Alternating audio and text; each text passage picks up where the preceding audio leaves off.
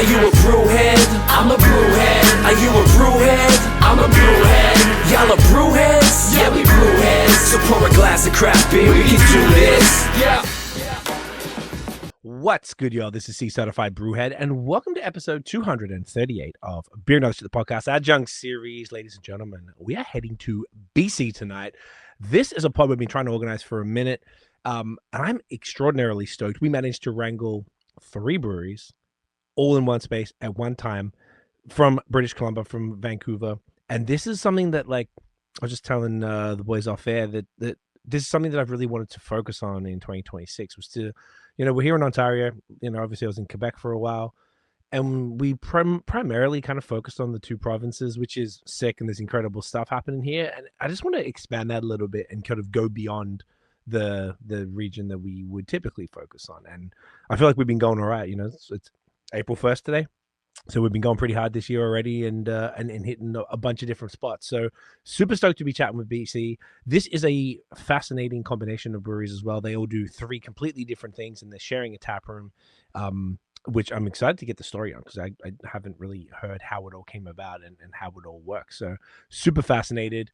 We have an incredible lineup of very diverse beer tonight as well, which I'm stoked for. So with all of that, let's just get this going. So ladies and gentlemen, please welcome. I'm going to let you guys do it individually. We have Temporal, Boombox, and Slow Hand in the building. Welcome, folks. Appreciate you guys coming through tonight. Thank you. I know it's time difference and getting everyone together, so it's much appreciated. Stoked for it. Thanks, Z. Man, good to be here. Hell yeah, love it. So we have, like I was saying, we got 2 beers from each of you, your amazing breweries tonight. We are going to sort of shuffle it up a little bit. We'll see how it all goes. But we are going to kick it off with a nice little crispy from Kurtis at Slow Hand right there with their Mediterranean Pilsner. Now, we should all have that. Tell us about this one, Kurtis. What's the deal? I haven't had this one. So Pilsner is where Slow Hand hangs its hat. Our first beer that we ever made was a Pilsner. It was the only beer we made first couple years of our lives. Okay. So we love them. We think that stylistically they present craft beer aficionados and fledgling beer fans alike with character, with an approachability. And so this beer came about. We do this as a co-brand with Nammos Greek restaurant up on Fraser Street here in Vancouver, which is, last I checked, Canada's only Michelin-recognized Greek restaurant. Friends of ours, we love them dearly. We think their output is incredible. Their philosophy to tradition and the modernization of like old techniques and old flavors very much resonates with us. So I was sitting at their bar one night talking with their bar manager, just kind of shooting the breeze about getting together and doing something. They stocked our lagers sort of in rotation for a while, and we wanted to do something a little more official. So we sat down with their chef and ownership and bar team at the time and sort of discussed a pretty classic European style Pilsner. But what we wanted to do was, through using just barley, hops, yeast, water, we wanted to get a little bit more of a flavor profile that we thought would be complementary to food from the region. They're really big on the Aegean Sea, the Aegean coast, the Adriatic coast, which splits Italy from Croatia and Greece, and the Aegean sort of down east side of Greece towards Middle East. Really fresh, vibrant, herbal, citrusy. So we built this with a hop out of Slovenia. It's got about 50K of coastline at the top of the Adriatic there, which is our Mediterranean tie-in. But what we loved about that hop specifically was that it is subtly lemony and sort of herbal. So we paired it with premium German Pilsner malt, and we have a recent BC Beer Awards bronze medal winning German style Pilsner that has that sort of subtle back palate, like crisp citrus and herbs. Amazing, man. What was that hop you mentioned from, is it Slovenia? Stelia, yeah, from Slovenia. Stelia. How do you spell that? Stelia. Celia. Oh, Celia. I've seen that one. Yeah. Yes, okay. From Slovenia. It's like I think it's like Goldings. Tristan, is that right? Do you know? Yeah. I think it's Golding's parentage, but it's like a bred with Slovenian landrace farmers. Okay. Hopefully my audio is fine. I muted myself when I didn't have anything to say. I'm just making sure It's sounding clean, man. You guys are all sounding super clean, which is very much appreciated. Well, first and foremost, boys, once again, thanks for being here. Really appreciate it. Stoked to get this. Cheers, legends. Cheers. Fantastic, man. This is it's like the body is perfect. Obviously, what is it? Five even. Yeah, 5 even. Definitely got that. You can get that lemony little hint in there, but it's super subtle. It's like herbal. Nice little grassy bitterness. I can imagine this going perfect with all the Greek food, particularly like Michelin style, which is pretty sick. That's awesome. Hell yeah! And that happened after we put this beer out. I don't know how much it influenced it, but our whole thing is we want to make beer that we're proud of, that we love drinking, that's approachable and characterful, and is every bit as at home at a dive bar, seeing a punk show as it is at a Michelin star restaurant. So this one I think really ticks that box because it does both. It does really well at both the restaurant and at like some of our live music venues in town.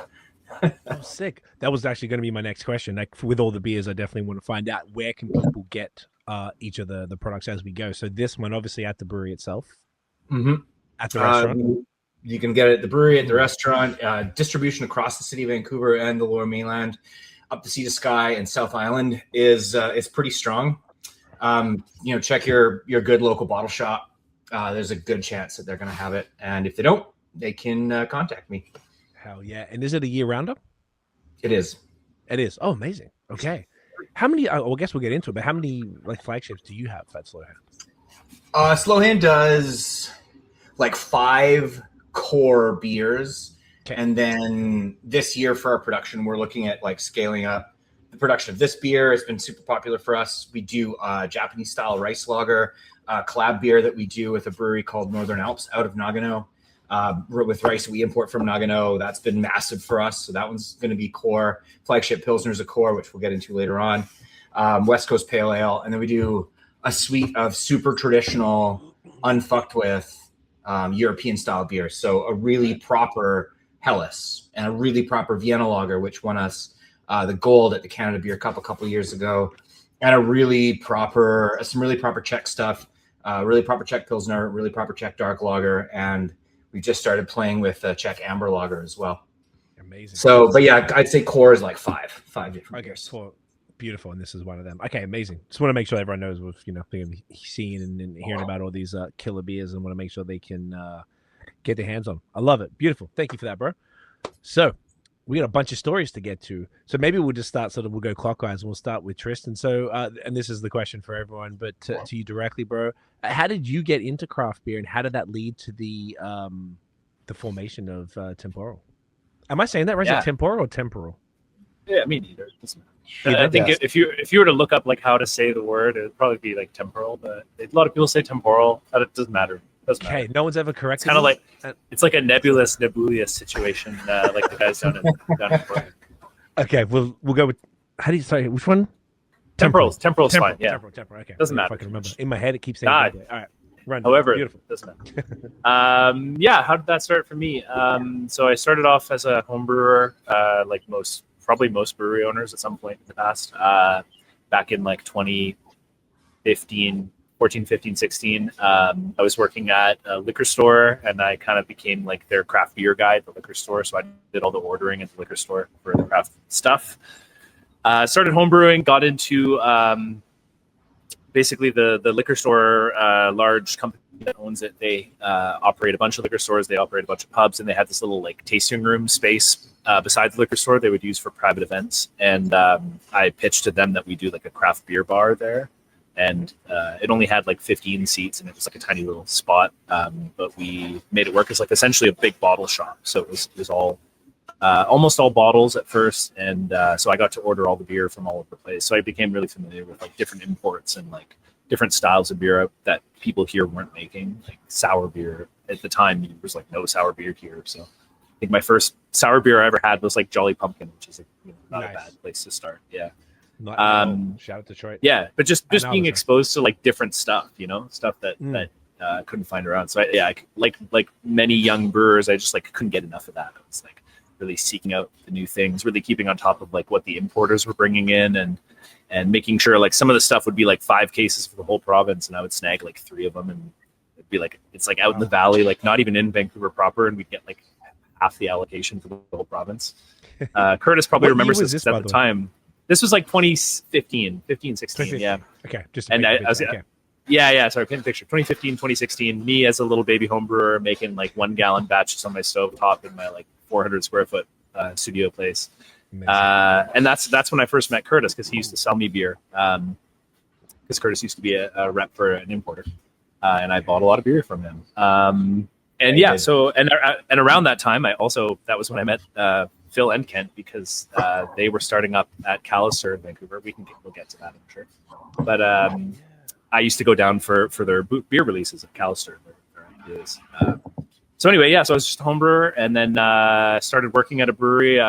They kind of sniped me out of that place to be their tasting room manager. So I ran a tasting room for a year or so.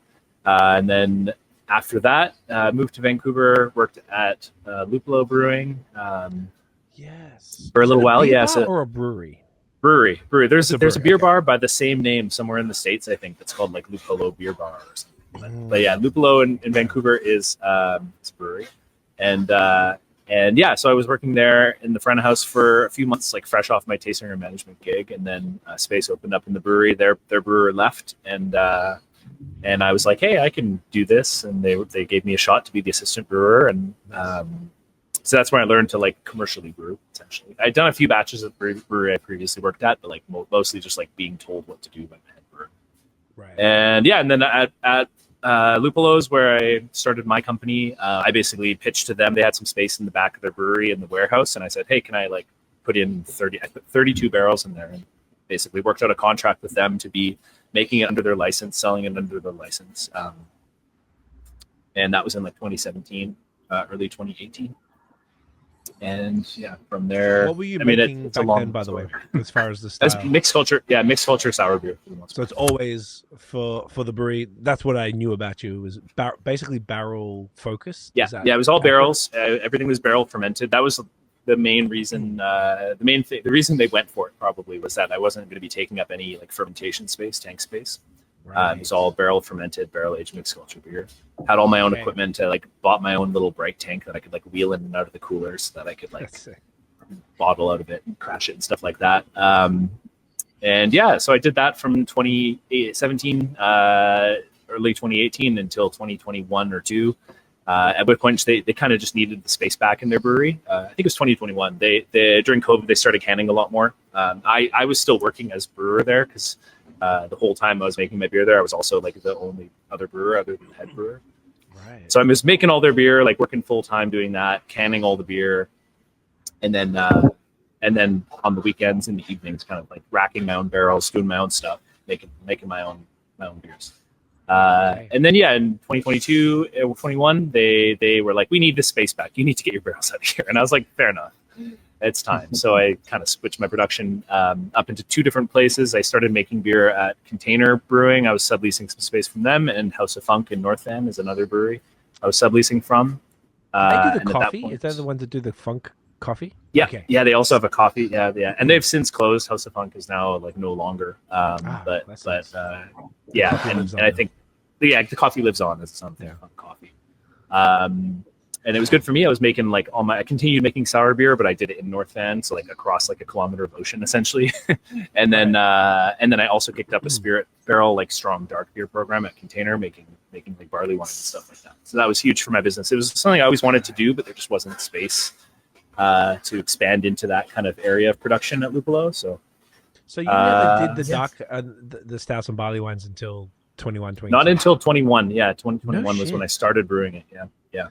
I feel like I've heard more about those beers, those styles from you. You know what? It's because no one gives a shit about sour beer anymore. so that's the kind of thing that's what turns people's heads. That's what gets people excited, is some 14% barley wine.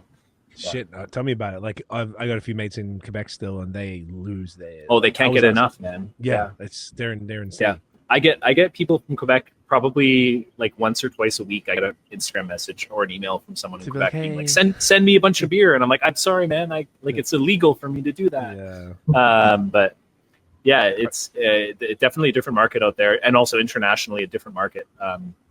Markets moved away from mixed culture, funky beer towards more safe things, but also the people who are into niche things really like them, and there's still a good market out there for barley wine and pickle stout. I make Adam beer. I'm one of like 5 people that make Adam beer, so that's a cool thing. What's that? Adam beer is like kind of like a smoky old ale. It was Hair of the Dog in Portland had like a Hair of the Dog. Their Adam beer is called Adam, and that was like one of their flagship beers. So they kind of modernized the Adam beer, which is a historical style. Yeah, it's like a smoky old ale. Mine is like 11%. Goes in barrels around 11%. Comes out like 13-ish%. Interesting. That's sick. Yeah. Anyway, yeah. So that's like the long short of it, and that gets you up to date of like 2023 or 4, which is when we kind of started this up. But we'll talk about that. Okay, we'll get to that. That's awesome, brother. Thank you so much. That's wicked. Cheers. Keep it cruising. Kurtis, Slow Hand, talk to us. Oh man. So yeah, Tristan and I go way back when I was an importer I worked in an import agency here in British Columbia that brought predominantly fancy stuff from Belgium, Germany, and mostly west coast of the States. A lot of stuff out of Portland. And I saw the coming and going of a lot of beer trends. Like I remember I had Cantillon in my portfolio and I had sell sheets for it. I had to hand sell Cantillon here, which was wild. And, Tristan would get a lot of it. We get 5 cases, you get 3 of them generally. I sort of saw like the rise of the popularity of the West Coast IPA and the rise of the popularity of sour beers, and sort of towards 2016, 2017, I saw, we had Freem Family Brewers on our book. Shout out to Josh and the crew down there. And, they make an incredible array of stuff, really great modern hoppy West Coast stuff, really great mixed culture, sour, barrel program, really great lagers, and sort of everything in between. And they kind of just hit on everything. But it was their Pilsner that was getting a lot of press. And I kind of noticed that. And I thought, well, if that's starting to happen in Beer Mecca, then it's going to be just a matter of time before it kind of creeps its way up here. And I'm blessed / cursed, or whatever you want to look at it, with a really sensitive palate. I have a hard time with a lot of unbalanced flavors, things that really stick out. And I knew that if BC followed the lager trend in the same way they had followed the sour beer trend and the IPA trend and all the other sort of beer trends, that we get to a point where lagers would dominate the marketplace. Maybe that was ambitious, but would certainly be very present and well made and well represented. And I wanted to be the guy that brought that forward. I had no aspirations at all of ever owning a business, and I don't know how good I am at it. But I'm really proud of the beer that we make. I have a partner that designs all of our recipes, handles all of our office work, back stuff, behind the scenes, like an incredible. He's the total compliment to me. I love doing stuff like this. He doesn't. He is patient and careful and meticulous, and I'm not. So, but I love talking to people, and I love, spinning the story about beer and talking about flavors. And so we complement each other really well. And we were talking. He was also somebody that I met. He was at an account that I had, and he was a brewer there. And we sort of started talking about the future, about what it looked like in the business that he was at. He sort of maybe thought that it was time to do something else a little bit bigger, more commercial. He was at a brew pub. And I knew that, first of all, it was getting harder to sell American craft beer at a higher price because we caught up here in BC. We were making beer that was every bit as good as their stuff, and across the country in Canada widely. So people just didn't want to spend the premium on it anymore. So seeing that, paying attention to the trends, and sort of thinking, like, what's the future? And we were on a trip together to Victoria to go to a beer festival, just kind of hammer out what a partnership would look like. And we're sitting at a bar, a good beer bar in Victoria called the Drake, and having pints of hazy something, just like not enjoying them the way that we used to. And so we thought, like, nobody in the province has really tackled lagers. Nobody in the country has really tackled lagers sort of in earnest. And that's what we wanted to drink. That's what we wanted to make. I knew that Chris could make those beers really well because I'd had ones that he'd done at his brew pub. I know his philosophy around brewing and his approach. And so we started a lager brewery where we made one beer. We had meager savings that we were able to, there was a facility that opened up here as a contract facility. And that was kind of their whole angle. So we had some like 30 grand that we could throw together from savings, and we basically sunk it all and hoped that the market would respond. We came out with our flagship Pilsner, and it was tepid and we were sweating, but it did sell through, and the profit from that bought the next batch and the next batch. And flash forward a couple years later, the Dones brothers had a little shop here in Vancouver, which has been several breweries. It was Powell Street Brewery's first location, then it was Dones, then it was us. They were looking to move on, so we were able to take over a tiny, it's like a 5-barrel brew house, like 5 10-hect fermenters, like really small, very modest, and sort of start to branch out and diversify and make some different styles. Still predominantly lager styles, most things most things lager, everything clear, and just sort of through the lens of like balance and drinkability, and always sort of with the idea of like beers that we want to drink en masse. And that kind of gets us up to the start of Threefold, and sort of like what Tristan said, which we'll touch on, but it's like the only way for us to grow was sort of in partnership, because, you know, as I'm sure it is in Toronto, it's like, and back east and everywhere in the country, it's like, shit's expensive here, man. It's like commercial real estate is stupidly expensive. And so, you know, the other side of it is, you know, we don't want to make what Tristan makes, and we don't want to make what Kent and Phil make. Like, they're so good at it. We don't need to tread into that. And so this partnership came together in a really organic and really beautiful way as 3 completely different disciplines that all complement each other really well, especially like on a tap list. I love it. When I first heard about Threefold, I was like, this is fucking genius. This is exactly what so many breweries could do for survival. I think it's phenomenal what you guys are doing. What year, Kurtis, did you do that first batch of Pilsner? It was 2017. 2017 Okay. was the first batch. So I think you are, because when you said that you were the first lager, because even Godspeed, I didn't think they opened until they either opened 2017 or 18. Yeah, They're right. Sorry, so was it someone? I think 17 or 18. Yeah, It's later, I think. Yeah, so it was either way. You were very, because Godspeed was ahead. I remember when they opened, they had such hype. I went and that was when Hayes was like, you know, that's all I cared about. And they had like a Dortmunder, like an American Pale Ale and something else. And I was just like, what the fuck? Like, man, what's happening? Yeah. I hadn't caught up to it. And now if I'm going to go to Toronto, I'm going to True History of Godspeed every time. It's awesome. And so I want to shout out my friend Daniel in Vancouver. So I've known him for a decade. And he's the one who got me your stuff. He actually got me some one of the beers we're drinking tonight from Boombox from Juicy as well back in the day. I checked Untappd before. It was 2017 when I had it first. And that was the first and last time I had it. Because it's harder for me to get. So he had got me Slow Hand over the years because he's a lager and a pale ale guy. So he's upset. He's British. So that was how he put me on to you, and that's how we connected. Whenever it would have been, sometime during either COVID or right before COVID, probably.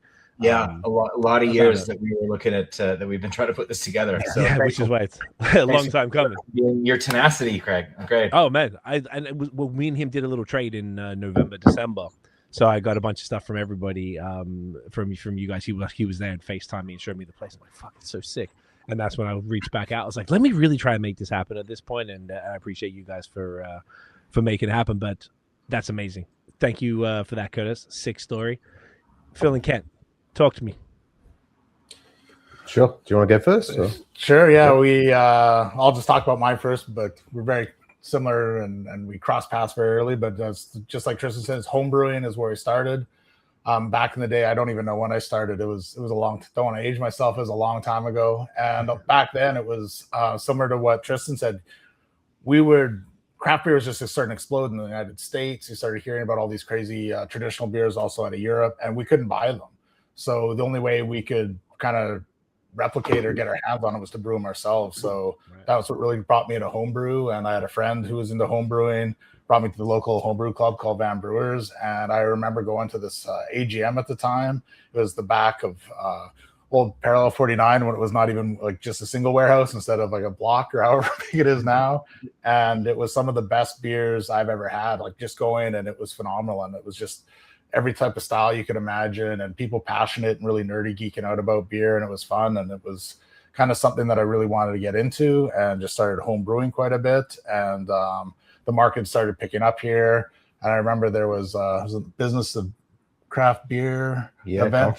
Conference. So me and a friend, we signed up and went there and then ran into Phil, who I knew from homebrewing. We ended up sitting there, listening to all these breweries like start just when everything was coming out. And it was so new. I remember it was the canning company was about to start up and he kept talking about canning beers and everyone was laughing at him because that's all bombers. There's no cans. Cans are like, what are you talking about? Which is hilarious now. Exactly. And that's what really kind of scratched the itch, I guess, was just doing the home brewing and then just realizing that you could brew something that was comparable to something that you could buy and then try all these different styles and having that control. So that really got me into brewing. And that's how I met up with Phil. Sick. Yeah. Van Brewers was a big catalyst. And I guess in Vancouver, there's been so many breweries that kind of started from Van Brewers, ex-Van Brewers members. So it's, it's been a big help for the beer scene in Vancouver. For myself, I've moved around quite a bit over my life, and so like yourself, Australian. Where are you from? And travelled around a lot. So I'd always been interested in more flavorful beers. So even in Australia, when there really wasn't a great variety of beers to be had, I early on I developed a real love for like Trappist beers. Oh, wow. So I was drinking Chimay and things like that. Where did you grow up, Phil? I grew up in Sydney. Okay, but you had access to that. Sorry, go. Yeah, spent a lot of time in WA, moved around a lot. Okay. Yeah, actually, I saw your recent Melbourne trip. That looked pretty awesome. It's amazing, like how it's changed, evolved the Australian scene is now compared to when I lived there. And I often call myself like a beer refugee. So I probably in 2000 I started traveling a lot. Okay. I met my ex-wife in Europe, and when I was in Europe, I was just happy as just every stop in Europe, backpacking around, and just everywhere was just like new beers to try, and I was happy as. And she happened to be from Portland, Oregon, so right. I knew nothing about Portland beer scene at that point, but after my backpacking trip, I dragged it to Australia for a while, and then ended up going to Portland probably like once every couple of years. So I was really getting like exposed to like the early kind of Portland craft beer scene. I remember going to the store there, and just like I could. This is at the stage when you could just load up your trolley with like a heap of beers from the supermarket, and maybe in 5 or 6 different trips you could try everything, whereas now you try that and like, no, this is not going to happen. The beer aisle is so massive, but I really started to love a lot of the North, like the styles of beers you could get, American styles of beers. I lived in England for a while as well, so I got exposed to the British style. So traveling around, I'd always kind of planned to go back to Australia. So I was like, oh, hang on, the beer scene's nowhere near as good as Australia. I need to learn how to make some of these. Right. So I got a job here in Canada, and I joined the local homebrew club, and I really enjoyed the community of that club. Didn't really plan on being in Vancouver for very long, but like 13 years later, I'm still here. They get you. But through that club, I so I lived and worked in numerous countries, but I kind of this is like my people and my community, and meeting people like Kent, and then deciding, hey, you know, like I have a problem of taking my hobbies too far, and this is a prime example of it. But it's been a wonderful journey. So yeah, it was really great to meet Kent, and then we had the opportunity at Callister to like start commercially brewing on a very small scale. So it was a really good way to dip our feet in the water, and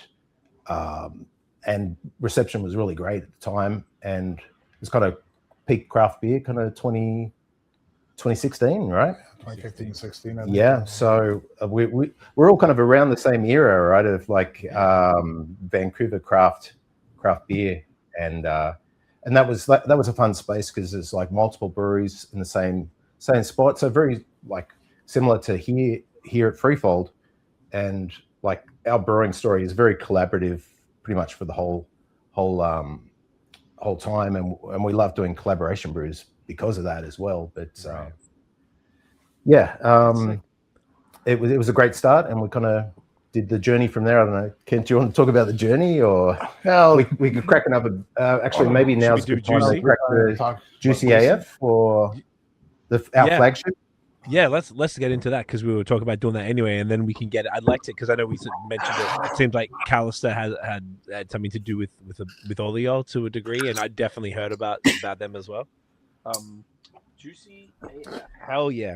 I think Chris and Diana were like the launch point for quite a few, maybe not quite a few. There were some notable present and former breweries in the province that, or in the Lower Mainland anyway, that like owe a thanks to Chris and Diana for doing that. Just started as a beer incubator, is giving people a chance to take that step from, if you know your recipes are good at home, to take that step. I don't want to step on any toes. This is your guys' story. But my experience is that my boss at the time, when I was at the import agency, was one of the first people through there as well, and then went on to start Superflex. And so like they were the launch point, the launch pad for like some very reputable BC craft, which is really cool. I love it. And this beer, to me, I'm looking around because I know my friend I got like a pin or like a sticker or something of this beer. Like this beer was like, I've got the can. I kept it from 2017 because it was when I was like blown the fuck away with how good this was at a time when you guys were absolutely ahead of the curve. I was living in Montreal, fucking haze desert, nothing going on until really like Meso came in, and Buck Canada, I guess, but they were hard to get. But this, I was like, oh my God, this is incredible. And even just like, it's simple. The name isn't anything so crazy, but it was like, at the time, I think it's like, it was so perfect because it explained exactly what the beer style is when it was a newer style. And if you were doing this in 2016, the only ones here were like Bellwoods doing it at that level that you would sort of want to search out.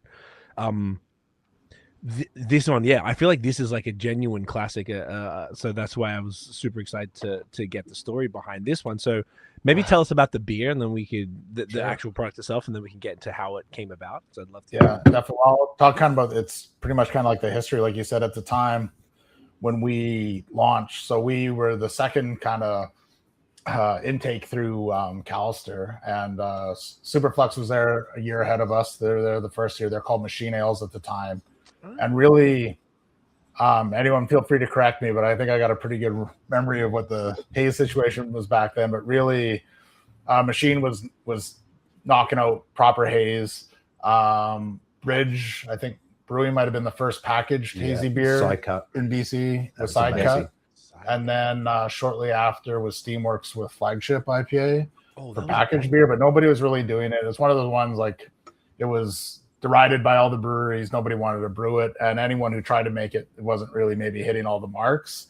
And we were coming in, and like our history for brewing, like in homebrew, I've gotten medals and best of shows in like a lot of sour beers. I was known for a lot of sour beers, Belgian style beers, and West Coast beers.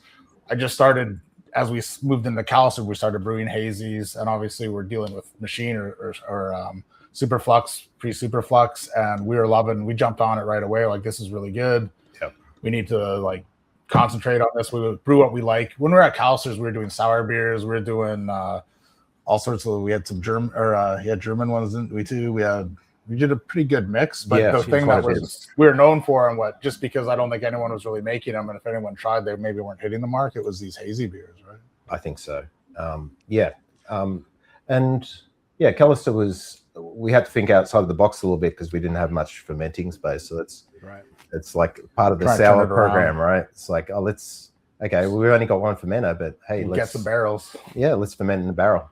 Right. So that's how the sour stuff came about. We should be fun to get back to our sour roots a little bit at some point. But IPAs was like so Kent and I, like, basically we've always had day jobs, so for us, like, I guess the quality of the beer, the ingredients, the cost, like, for a long time the cost didn't matter. It was like, let's just make the best possible beer and worry about it later. And and now we've got Threefold. It's like we have to worry a little bit more about the financial constraints of what we're doing. But for a long time, I was just like, let's just do, who cares, whatever crazy stuff we can, and let's how much we know that there's a hop curve, and eventually, there's going to be decreasing returns, but let's push that curve and see what we can do. So, and we were lucky, like, with getting like access to cryo, like really early on. That was great to work with back. I don't know how we pulled that off. I still don't know. So we were so tiny back then, and cryo was coming out. I honestly remember, I don't know how we got a hold of it, and it didn't have a name. It wasn't packaged. It literally came in T90 boxes, and it wasn't pelletized at the time. It was just pure powder. And it was floats. Pain in the ass. Trying to get that stuff in solution. Hurting cats. All sitting at the top. But somehow, I don't know who I talked to or convinced that we were important. We managed to get it. And I just remember trying to add it in the fermenter was a nightmare, but it added, and it wasn't like the hop products nowadays, phenomenal. Like, everything's gotten better. Like, cryo's better. We're getting all these pourables, and I think it's driving the beer even better. And that's what we've done. Kind of go back to Juicy. We had about a year off, and we're coming back in. The market's changed, but also the hop products have changed. And we actually spent a lot of time with Tristan going over stuff to modernize. So this version of Juicy, I think, is the best version of Juicy we have ever made. Yeah. We're using like Dynaboost, we're using hop dipping, and a lot of that was just working with Tristan and stuff on it. And it's the Michael Jordan of brewing in Vancouver that we had. Well, we didn't actually touch on that, but I make all the beer for all three of these guys. That's my my day job is brewing Slow Hand and Boombox IPAs and lagers. So I still, in a way, I talked about briefly about how I was being a head brewer and like making my beer on the weekends. I still, in a way, am doing that. The same thing. I think I'm almost 10 years in, and I still don't really pay myself. So I gotta pay my rent at home somehow. you gotta figure that out. So then we did a lot of work when we. Sorry, go ahead. No, I was going to ask what were the hops, but talk us through more about the process and everything. It's fascinating. Well, we just did a bit of work when we were coming together as Threefold to kind of modernize the Boombox recipes, because they're mostly were recipes they'd made in like 2016, 17. There's a few things, like obviously a few things changed since then, and yeah, a big part of that is hop products, and another big part of that is like just the scalability of the things. Like if your recipe is from a 5 hex system at Callister, we have like a 30-ish hex system. I don't even know exactly what it's probably like a 35 barrel system or something weird like that, but it's significantly larger, and so the utilization is different. The hops these days are different than what they were back then. It's not like you can just throw in the equivalent amount of Citra and it'll be the same. So yeah, that was when he's like, oh yeah, we adjusted some recipes and stuff like that. That's the bulk of what we worked on. Yeah, but Juicy, as far as the hop profile, it's kind of funny. So back then, again, it leans into everyone said Pacific Northwest. It obviously left its mark on all of us with Tristan, Kurtis, Phil, and I, and that's Juicy AF too, because back then, West Coast beers, like the big IPAs that we liked, like the magic combo back there, Simcoe Amarillo. Simcoe Amarillo, and then I'm pretty sure Deschutes Cascade might not have been too. the Cascade, yeah. But I just remember Deschutes went, and they're the first one I remember that did Citra Mosaic as fresh squeeze. This and wasn't hazy because it was pre-hazy, but I remember having fresh squeeze IPA from Deschutes for the first time, and it blew my mind. And I'm like, this is the combo. And then when we came up, the concept with Juicy was kind of like citrus, orange juicy, or whatever, and like that's fresh squeeze, that's that. Let's make it a hazy. And now, like, funny, we can talk about the modernization too. Like, the different cipher, yeah. We want it to look like orange juice, tastes like orange juice. When we did our hop selection in Yakima, everything that we picked was with Juicy in mind to get that citrus orange juice flavor. Right. And so that was really the combo. When we initially did it, it's evolved a bit. Like we'd throw in a little bit of everything. We used to have a bit of a bittering edition. We probably used Columbus back in the day. I think we even had maybe Cascade or something, maybe Whirlpool. Like it's probably on iteration like 30 or something, but more or less it's been 90% the same. It just changes. The biggest changes was probably just when we modernized it with Tristan and stuff. Just a lot of the hop products that we changed into there, the pourables and stuff. But yeah, that was kind of the goal for that beer, was just trying to get this Juicy AF, just this juice bomb. I love it. Well, you guys fucking nailed it. It's absolutely glorious. One of the things that's blowing me away the most is how well it's drinking for the age of the beer. Like, and that's actually a sort of a question. Typically, I love to ask the brewers, I guess for haze specifically, and I guess this is for whoever has any thoughts on it. So this was canned on December 9th, and we're recording this April 1st. So that's like about 3.5, 3.75 months. Yeah. This has no business being this good at this age. I think absolutely. I'm blown away. I can't believe how good that. So Nate, who was supposed to be here tonight, who couldn't make it in the end, he was texting me the other day because he was doing some content with this beer. He's like, he told me, he's like, it's amazing. I can't believe how good this is for that. He was losing his mind. So I was sort of prepped for it, and he was exactly right. So what magic are you weaving here to do this? Yeah, I can speak it there. It's entirely. I mean, it's not entirely packaging. I think a big part of it is packaging. We have a counter pressure canning line. So the beers, like most breweries have a canning line where there's like a carriage with these tubes, and it comes down and like fills the cans and lifts up, and then the cans move along. Ours is like it lifts the can up and seals the can, and then purges the can and fills it while it's still sealed, and then drops lids it and goes along. So it's not open to atmospheric oxygen, basically. At all, just for a moment before it gets the lid. But we have like incredibly low DO on this machine. I forget how low it was, but we've had it checked multiple times, and it's like way better than what the industry standard is. The industry standard is a certain amount of parts per billion, and we're like in the single digit part per billion, which is like obscenely low. And then the other part of it is on the cellar side, like transfers between the fermenter and the bright. Even dry hopping, you can introduce oxygen when you're dry hopping. And I'm always just really careful. Anytime I'm dry hopping, I'm running a CO2 purge. Our tanks are quite tall, and they're 60s. And we're filling, like Juicy, for example, is only around a 30, like 25-ish heck batch.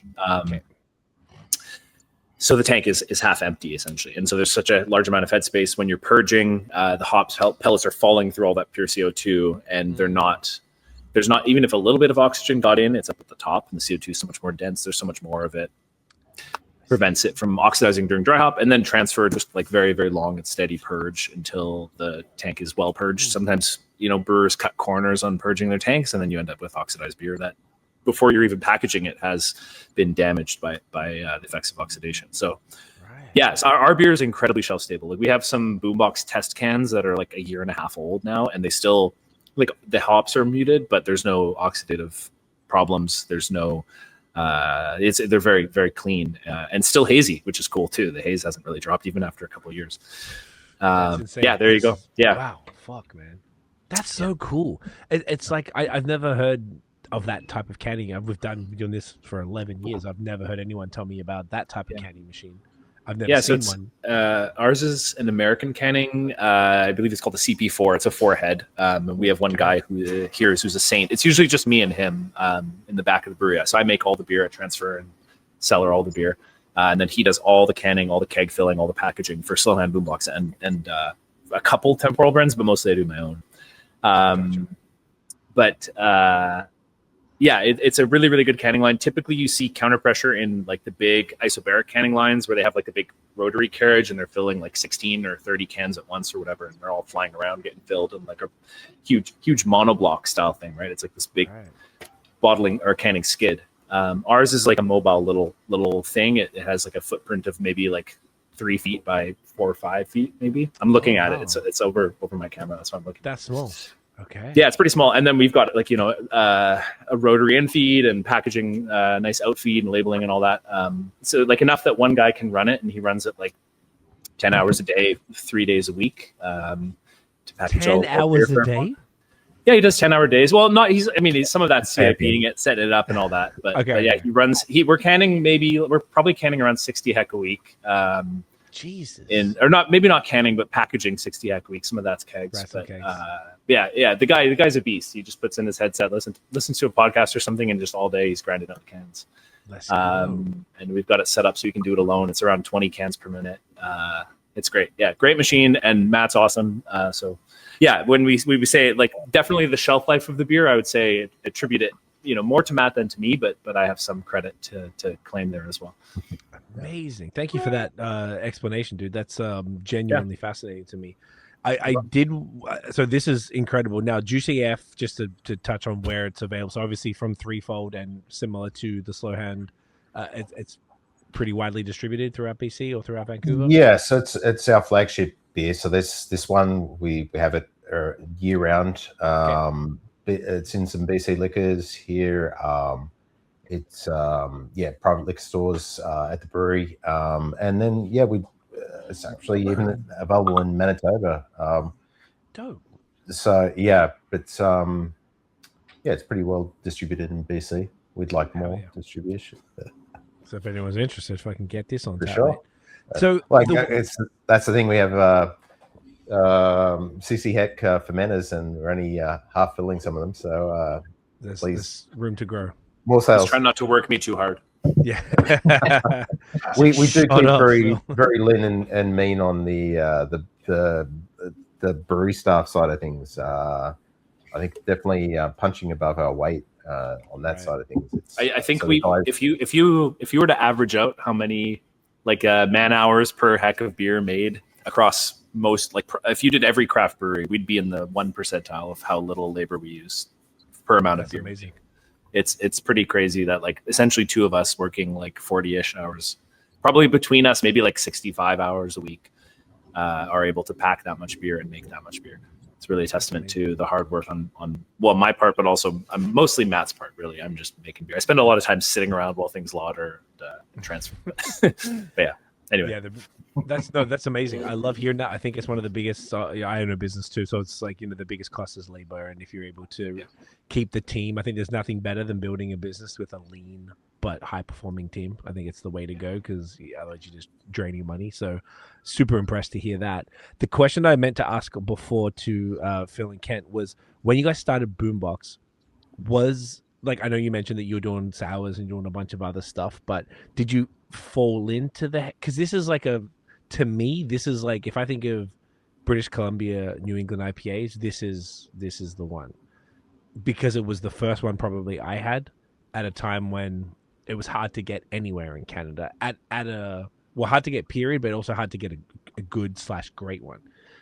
Did you guys intend that? So the brewery, because I also associate, just like I associate Slow Hand with Crispies, I associate Boombox with Haze. Maybe that's unfair, but that was from a distance. No. That's what I think of, right? Yeah, that's us. Haze. At the time, and even still now, that was I brew what I want to drink, and I'm still Haze beers, and that was them. So that was primarily most of the beers that we were turning over. Even at Callister we just had a bigger maybe variety. But even still, then one of the beers that Phil and I homebrewed together. Was a Belgian style beer, and actually we just had it rebrewed. It's called Archangel. We just did it commercially, and I think it turned out super well. Sick. And that's a Belgian beer, so it's just we're just not a one-hit wonder type of a thing, I guess. But for what we're known as, and even when we launched, that was the idea. It was always IPA, right. And also, like you said, it was just a desert for a well-made hazy beer, and we tried our best to make the absolute best that we could, and used every trick that we knew at the time, and then try to evolve it as we went. And and you'll see that with our next beer as well. Like this one, I don't want to change it too much. Like I really like where it's at, and it kind of represents what Juicy AF, what we envision it to be. And we're super proud of it. But that being said, too, the market's still changing. Like now you're seeing like these, like the milky IPAs and stuff, and we're brewing those as well. But we still want to have the orange, like that's kind of the trademark for Juicy, and want to kind of maintain that. I feel going into Callister, like hazy beer wasn't on my radar. The inspiration for me was from Machine's versions. So like Machine and Superflux were the big influence for me on the haze front. But like as homebrewers, like beforehand, it was all like West Coast IPAs and pale ales, and so I was like really inspired by like Russian Rivers stuff and doing really similar things to that. And I think we homebrewed some pretty decent West Coast kind of styles. And interestingly enough, like we're starting to see like a real resurgence in West Coast style, and so we've mixed up a lot more our beers here in the tasting room and for sale. Like so, at the start of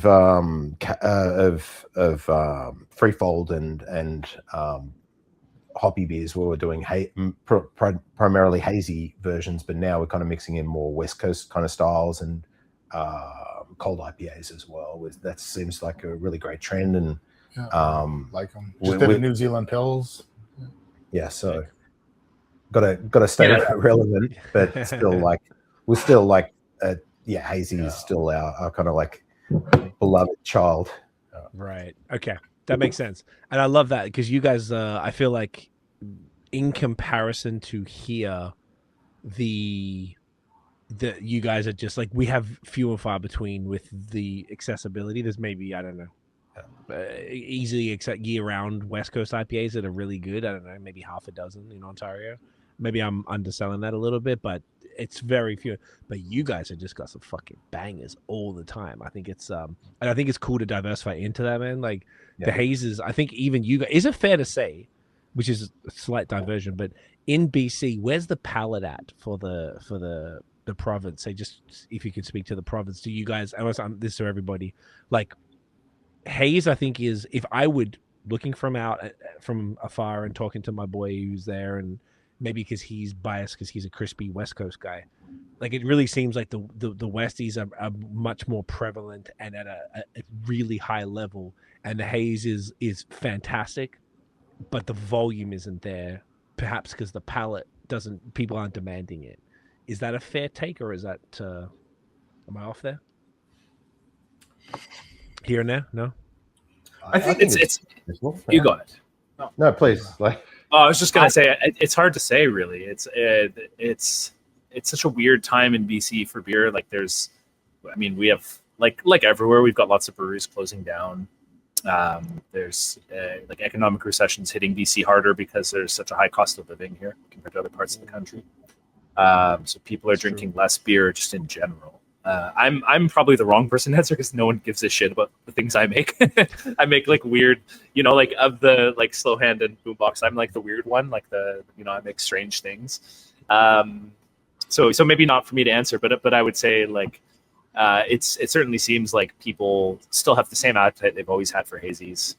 Okay. I mean, we have a couple breweries that just make hazy beer pretty much. Like Superflux is mostly just straight up haze, and they're doing quite well by comparison to pretty much anyone. So, right.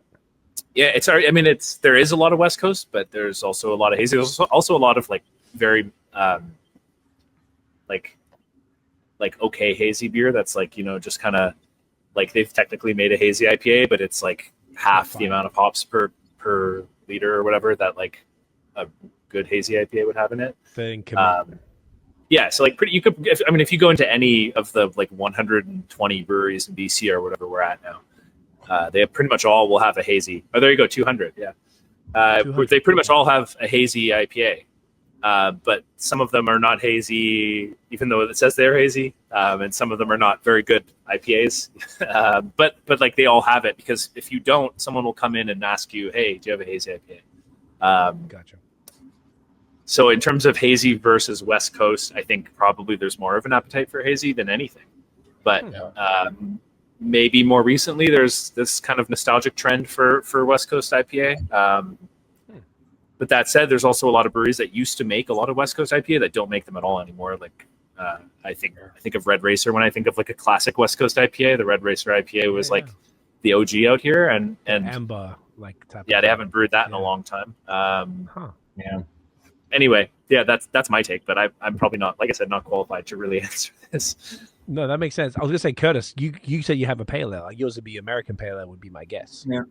Yeah, so it's a West Coast style pale, like a modern West Coast. And it's been tremendously popular. We also do a California style IPA, which is sort of like, imagine like Brayside's OG IPA or their Wonderlust or something like that. Like really crispy, really light bodied, double dry hopping, really bright, really juicy. And that's also been super popular for us.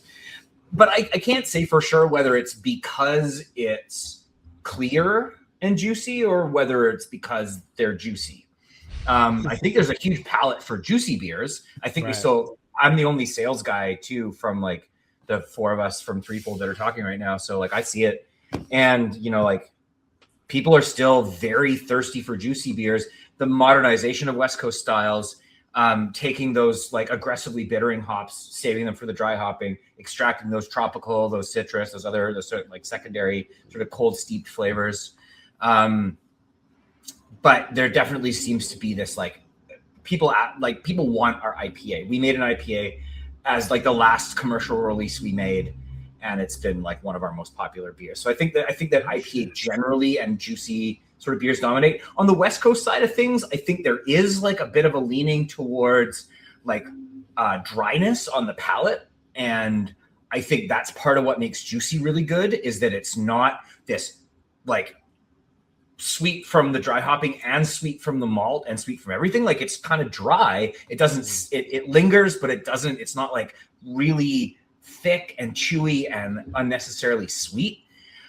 So I definitely see like those styles perform better. When we make a beer that's on the sweeter side of things, it's like, it doesn't stew as well. It's rare that we do, but sometimes. And so I think that there's, it's sort of, this people are kind of having a reckoning. It's like they want that like juicy flavor profile by and large, but they don't maybe necessarily need all of that like big, like round fat finish. It's like that lighter, snappier kind of finish is really good, which I think West Coast styles do really, really, really well. But yeah, like our West Coast pale ale, it's like it's somewhat Pilsner and pale malt, and mostly almost entirely dry hopping. So it's like light, crispy, and nice and juicy. Same with Cali IPA, premium German Pilsner malt, lots of dry hopping.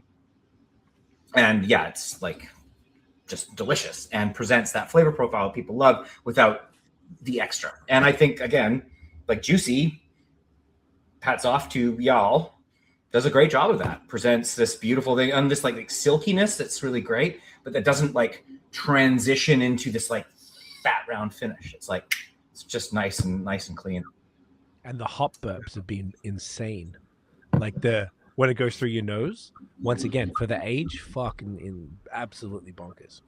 Yeah. And my kind of take on it, I think like just for like the haze versus West Coast, like I think if you put a hazy IPA on and a West Coast IPA in the tasting room, the haze is going to outsell it, but not to the levels it used to be, and it's shifting. And I think a lot of it is the burnout from the haze is a lot of people, and it's some of it's perception too, but it's because like with juicy, we're trying to make it, despite having the color and the body and stuff, like kind of lighter, more drinkable, a little bit more crushable, a little drier or whatever. But I think that it's a lot of these beers are have a very high finishing gravity. They're really heavy, and you just want to drink a pint of this, especially if it's like hot, like it's comes in, it's got hot burn, it's going to cause heartburn too, and it's just got all this calories, all this flavor, and it's just almost too much. And again, like a lot of the beers, like honestly, like the goal with Boombox was kind of be extreme on everything. So if we're going to dry hop it, we're going to put a ton of dry hops in it. If we're going to do a fruit beer, we're going to put a ton of fruit beer in it. If we're going to do a sour beer, we're going to take the enamel off your teeth, which isn't very popular anymore, by the way. But anyone who had a beer at Callister that was sour, it was sour. Yeah. I think we dialed it back a little bit. We've dialed it back, and also but back then nobody was pushing the boundaries, but now then all these breweries are now pushing the boundaries. So, now it's not special to do that. So for us now, we're looking at more something, trying to get that balance in, trying to make it more drinkable, like not just go to these crazy extremes.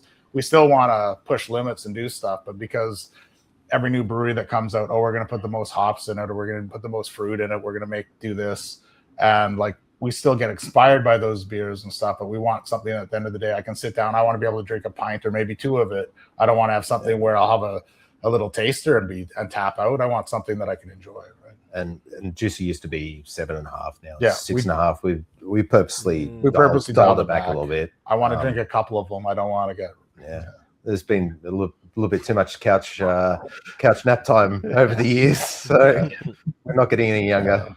Actually, I got a pretty funny story about Juicy too. When we first had it distributed in Alberta, the Alberta Liquor Board or whatever their commission, whatever, came back and they wanted clarification on what the AF stood for. So if anyone asks, it's as fruit. As fruit. It's as fruit. That's what we told Juicy Alberta. as fruit. So it's juicy as fruit. So if anyone asks, That might be the episode name. I'm right. Yeah, that's what the government of Alberta believes. So that's what we told them. But that's what it stands for. That's what it stands for. 100%. Yeah. In case the government of Alberta is listening right now, and that's exactly what it stands for. And I never thought anything else.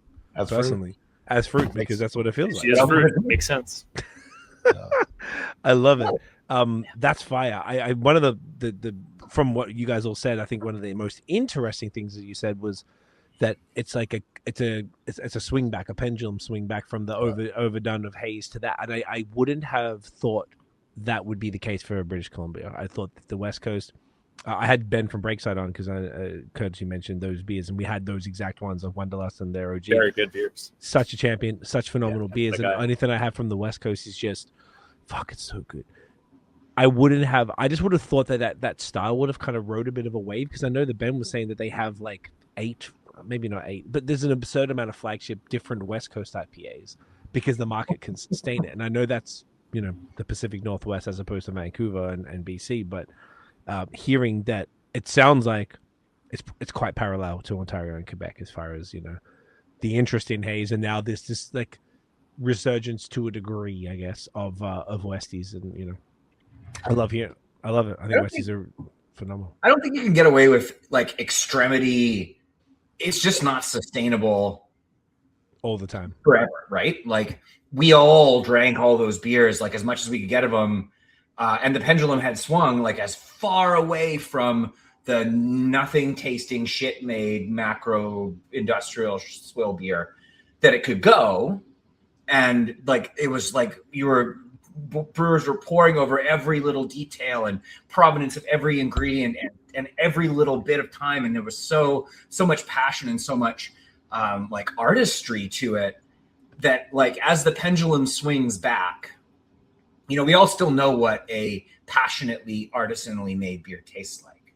We may not want all of what it offers, but what we want is something that offers some of that in a more presentable package. And I think that even with like the sour beers that Tristan does, and just to his, left, your left is where your fooder is, right? Yeah. So like his table stays on is in that fooder, and it's all like Solera method, and it's like, it's sour and it's bready and it's funky and it's cool, but that's not all that it is. There's like a little bit, even at 3.9% it is, it's like there's some body to it, and there's balance, like with what we just tasted in Juicy, like it's a big and bold and flavorful beer, but it's not all that it is. Like there's balance. And so, you're not left just hanging your hat on one extremity or another. There's here on the coast, I think that, and probably reflective of elsewhere in Canada, like you were saying, it's like people are looking for well-made beers that they can have a couple of that present flavors that they enjoy in a way that's not too extreme. Like, I think that ship has sailed for a pretty big portion. Great point. Great points. And for a lot of people it has, and it's sort of balanced out for others. The extreme always going to be there, which is kind of what maybe for Tristan stuff like the barley wine and stout by nature is extreme, and Quebec seems to have a never ending. Oh, they love it. They just can't get enough. Can't get enough. Yeah, I love it. I'm just conscious of time because I know that Kent, you got a dip. Do you want to do that the next Boombox beer and to make sure we get that in? So Juicy AF available now. If there's anyone around BC who wants to have it on tap or get some cans, holla up because Tristan has space. You know, he can make more. He can make some more. So happy to have that beer again. That is a genuine pleasure. So we're gonna ramp it up now. Double IPA. This is probably the biggest one. No, is it the biggest one? Yeah, it'd be the biggest beer tonight, biggest right? one Yeah. Yeah. I didn't send you anything too crazy. Yeah, I wasn't sure what you were gonna do, to be honest. I was like, ooh, how's that gonna go down? I love it. And this is Cyber Samurai Double IPA at 8.5%, if I'm not mistaken. Hey, come here. It is 8.5. Hey, can we just take a quick break here so I can run to the fridge and grab one? Yo, bro, yeah, do you want me to pause? We can pause. Do you mind? Yeah, of course. No worries. Let's do it. I'll grab one as well. And we are back.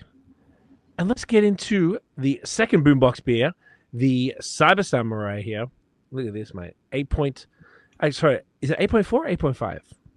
8.5. 8.5. Beautiful. And this is the double, and we're sort of talking off air. In comparison to Juicy, which is Juicy is fruit, by the way. That style is kind of like, even though Tristan modernized it and you guys sort of all worked on it together, at the end of the day, it's a little bit more of the older school with the orange juice kind of IPA. This is arguably more the newer style with that kind of milky white. Yep. As you can see, Tristan's got going on there. Yeah. And this is Juicy. I'm not sure how it shows up. And then we got Cyber on that side where it's got that kind of milkier kind of look on it. It's more, that's the modern, I guess. You can see it as more, you really tell when it pours. Yeah. Like pale yellow versus orange. Yep. And that's clearly intentional. Yeah. And then totally off the nose, you probably tell like when you crack a can of Juicy, very citrus. Yes. Fruit forward, where this is more like pineapple, tropical.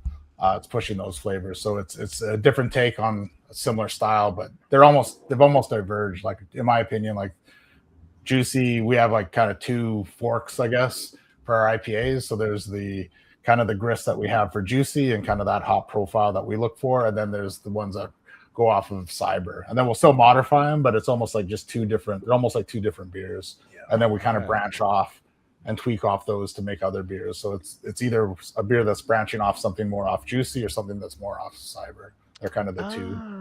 And baselines. Yeah, I saw you had Miguel from Changing Colors on. Yes, recently. Yeah, legend. Well, like awesome guy. Like he for like hype hazy beers in BC. That Changing Colors is where it's at. Like he's doing some great stuff. And so he was always talking about saturated ales, and I'm like, well, I didn't really get what he was talking about. So I guess one of the big points for me was when I was in Portland, like a couple of years ago, or maybe a year ago. Like I was at Brewhouse, and nice, and I saw the color of the beer, and it just like blew my mind. Like, wow, it's so pale, it's so beautiful. And like I'm a pretty I've had a couple of beers, so I'm not so reserved, but I'm a pretty reserved guy.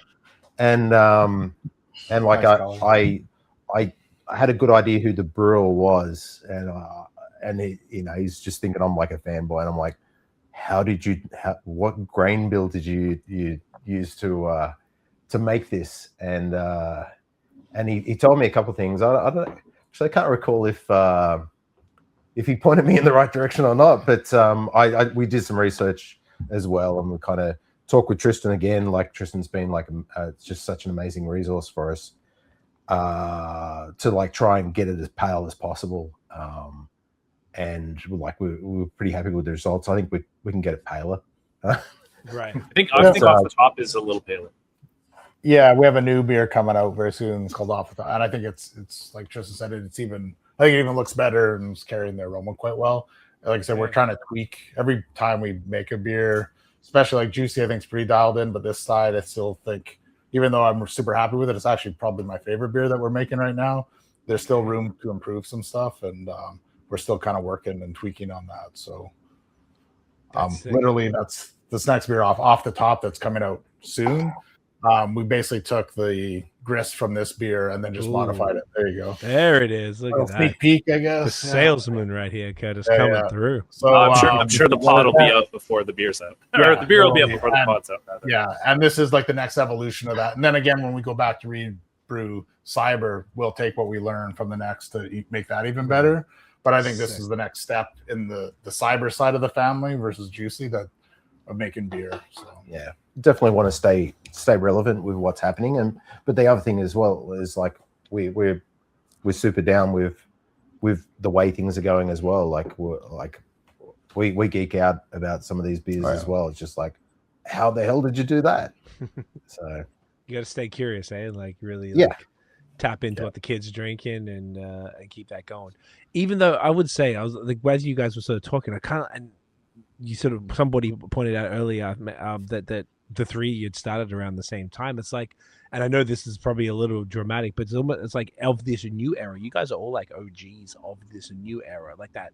This late, like the key wave of craft beer from that 2015, 2016, 2017 era onwards, and you guys are all like a big part of that, which is extra sick that you guys connected in this way, which we're going to get into shortly. I love that so much, and hearing all these stories and the way you guys have similar yet different experiences that kind of all ended up in the same place and in influencing the industry in your own ways and influenced by different things. This is genuinely fascinating. I love it.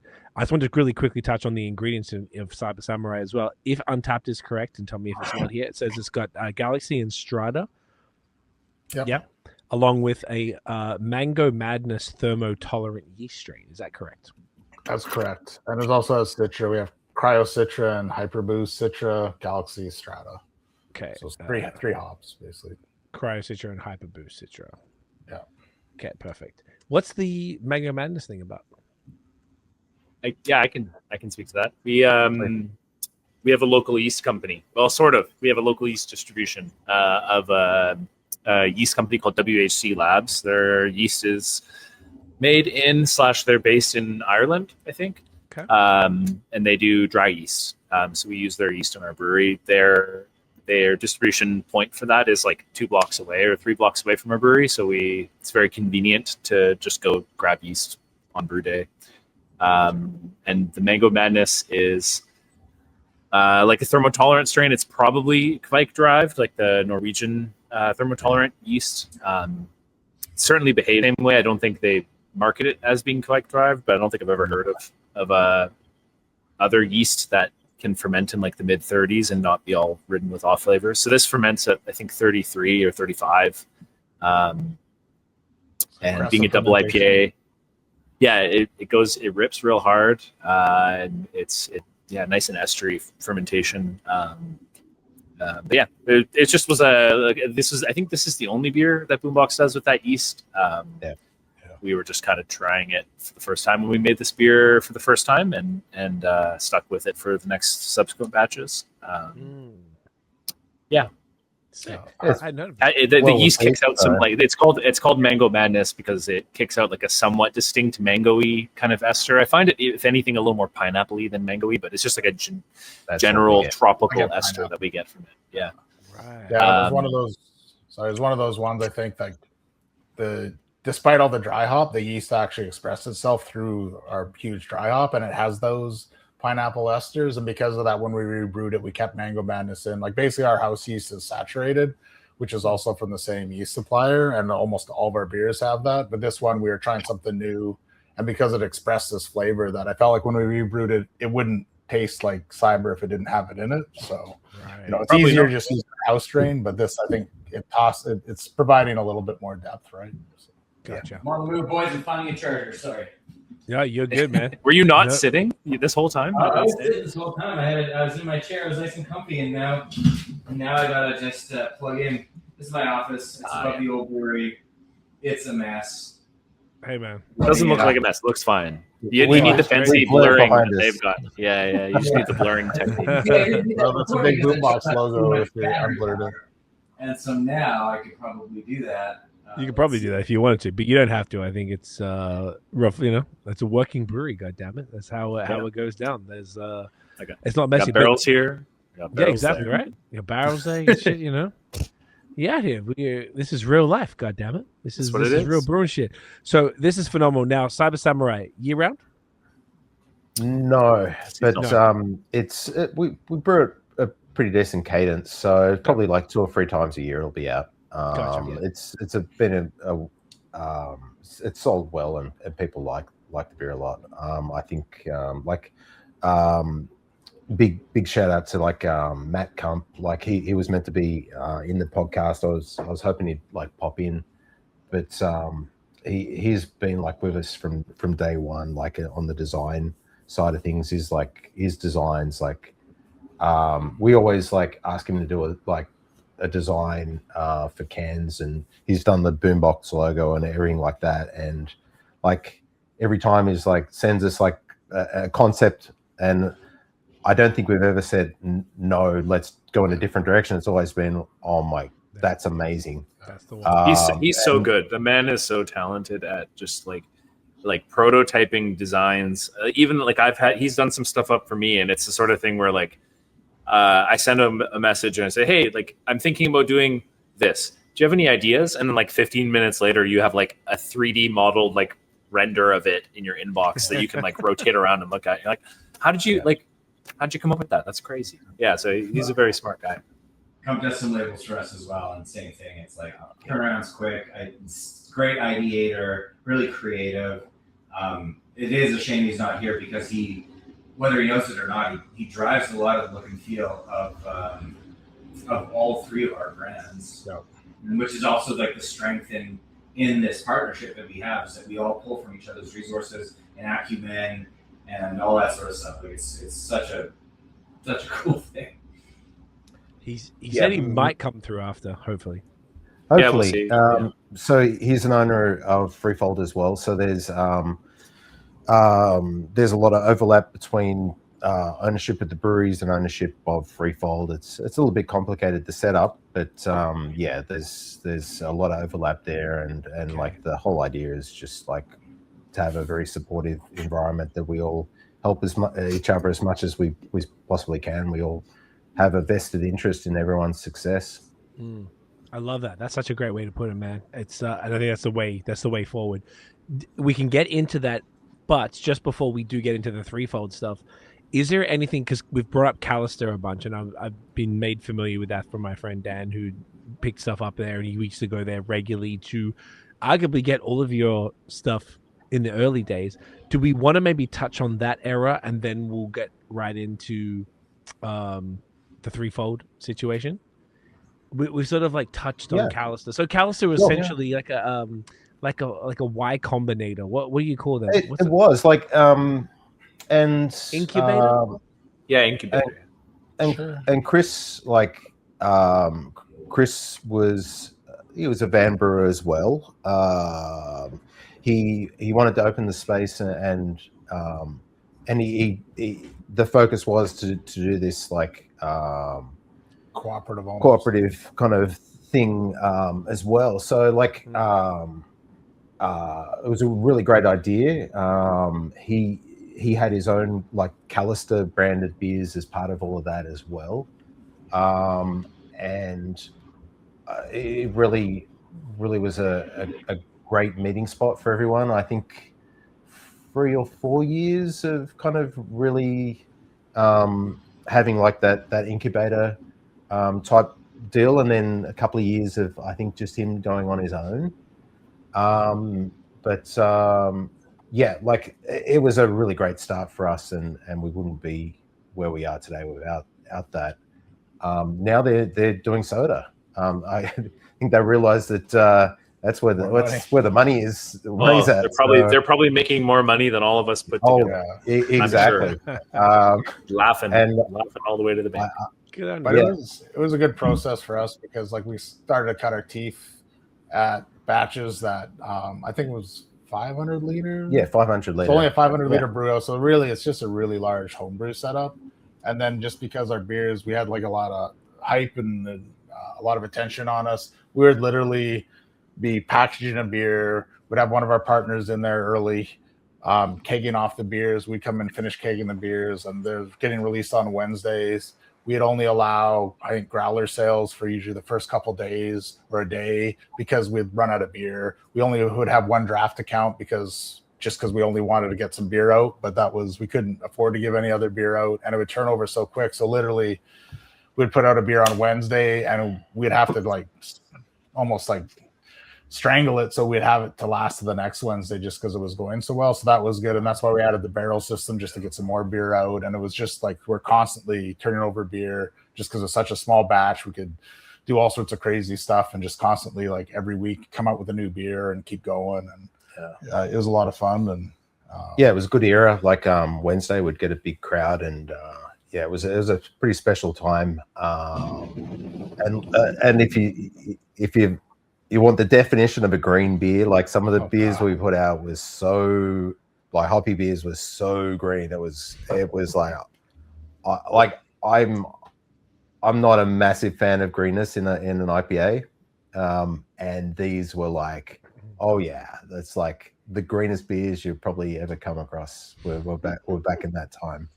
I thought they're pretty good. I don't think they were as green. There's a couple, definitely our last of the last ones, I think, when we were so at the end. So we were leaving, and we had our own freezer.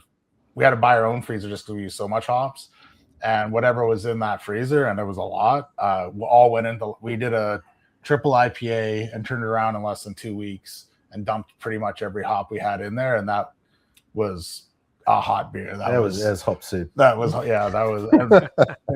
it's funny. I was talking with Tristan about that earlier. Some people love that. They chase the hopper and they love the hopper and they want it super green. I love the hopper. That was their beer then. That was it. Yeah. I'm sure within a month. That was Kicking in Speakers, right? No, or Kicking in Don't Call It a Speakers Comeback. No, it was. I think we called it Mic Drop. It was the one. It was the last beer. And I think it was. I vaguely remember it because I went and got some when you guys did it. How strong was it? 12, 13%? It was huge. Strong. Yeah. It was 13%. We turned it around way too, but it's only because we had no choice. We had 2 weeks. You got to turn around a beer. So get out of here for the next. Get it out of there. So no regrets, but yeah. So it was a good place. It was an incubator for all three of y'all. Is that fair? No, not for you, Tristan. No. Not for you. Just Boombox. Boombox. My incubation was at Lupolo. So I went from home brewing / not existing to making beer as Temporal at Lupolo. And then straight. Never had anything to do with Callister, and then not straight through Threefold, but a few steps in between at different places. But then Threefold. Yeah, it's okay. There's a lot of things. There's a lot happening, and we're in beer number 3. So and then for Slow Hand, it was more of a progression, straight from the facility they were in, not Callister, a much larger production contract facility, from there to their own location. So just Callister for the Boombox guys. Gotcha. I think, but Chris, my partner, who's our brewing side of things, did homebrew before. Although he also was he helped open up Lake of Bays, so he's got an Ontario tie-in as well. So I think he also brewed just at home before he got into it with Darren there up at Lake of Bays. But jumped pretty quick into big production side of things. Right. Engineer background, totally that's the way his brain works. He's smart enough to know that's how you make money. Volume. Gotcha. And he was brewing at a place called Steel Toad. That was actually I don't know, must have been maybe 2018, maybe. Yeah. Kind of 16, earlier than that. And I would say I think that place stopped operations in 2017 or possibly at the end of 2016. Oh, right. Because I remember going there, and he did a double IPA, but it was a Farmhouse double IPA. Yeah. And it was a bit of a weird spot. It had it was mainly I think it was mainly lagers, but then they had this double IPA Farmhouse thing that was amazing. So I didn't know Chris back then, but I would go specifically to that brewery to drink that beer. I think he was frustrated because the excellent beers that he made in house didn't sell as well as the macro guest taps, and like I think it was maybe a 10 hex system. It was probably smaller, and they didn't have a ton of capacity. They did a lot of house beers, but it was like their Kolsch sold really well. It was a great Kolsch, but it was like, how simple can you make it? How approachable can you make it? How much like general, like kind of macro, not macro-esque, but just really simplified. The room was big, and open beer hall, really beautiful. Beautiful space, yeah. And I think it really, I don't know, like when I went in there and drank, I just didn't feel like I was at home, like drinking great beer, even though it was present there. I think a lot of the clientele they attracted also didn't care about the great beer that Chris was making. And I think that was frustrating for him. Yeah. I think for a consumer space, it was confusing because you went in and, like, for me, I'd go in, I'd expect the craft beer because of the brewery. But honestly, most of their taps, I think, were macro beers. They even had, I remember, I can't remember which brewery it was, but they is a macro brewery that has the ice one. Yeah. And they had, and I remember going in and they had the tap is actually encased in ice. And I'm like, not really craft at the time. That's not really what you're looking for. And that's kind of the crowd. So when you go in, it's just like, it's almost like an Earl's, like it's almost like a, I don't know, it's very approachable and it's comfortable. It's a big room.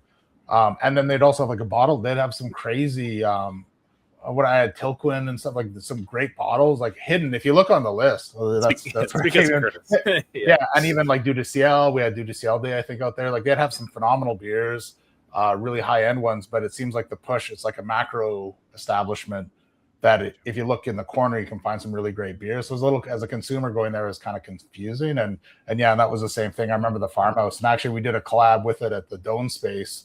With Haifa, we kind of replicated that recipe and kind of rebrewed that a few years ago. And just because it was such a memorable beer, like it just stood out. And it was like, especially at the time, like nobody was making anything like that. And it was such a banger that, you know, it really stood out. But it's unfortunate. I don't think, you know, just that facility just didn't, you know, accentuate the beers he was making. Like it was just being lost, I guess, in the crowd. Yeah. And I totally agree. And I think that it went under, it had so much managerial change that whoever was at the top of the management chain, the GMs, of which there were many, each had a different idea about what the beverage program would look like. And that's when I think it was a Heineken tower that went in that was frozen. Nice one, yeah. We're like conversations with Chris about that. He's like, you're never going to believe this. To be fair, it looked cool, but also we need a Heineken tower, but rebranded to be a Threefold tower, and we can put like Threefold ice on it. Yeah. Threefold ice. We can make it. We can make a three-way collab. Yeah, totally. Threefold ice. Love it. Yeah, three-way ice. That could be like one of those like an ice luge, and you have to like ice luge the barley wine, which is the Threefold ice. Hey, our anniversary's coming up. Anything's possible. Ice luge, a 14% barley wine, sure. Sounds like fun. But they do the barley wine, then chase it with some haze, with like a 9% haze, and then with a nice 5%. A little bit of pills come down at the end. Just kind of finish you off, you know what I'm saying? Yeah. Why not all three?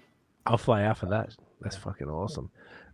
This is all, I love hearing this history and hearing you guys sort of like just reminisce about all the different elements that sort of made you brought you guys to where you are.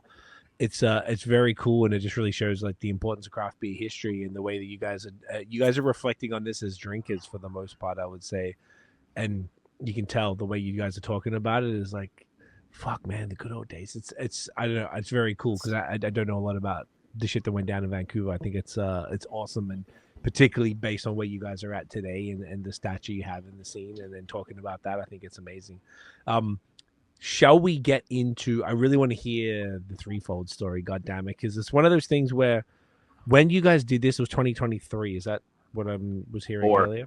2024 was when, and that was when we didn't actually even get open. Like we didn't even make it public, I don't think, till early 25.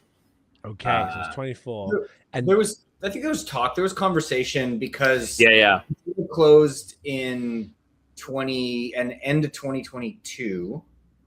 Then the deal here.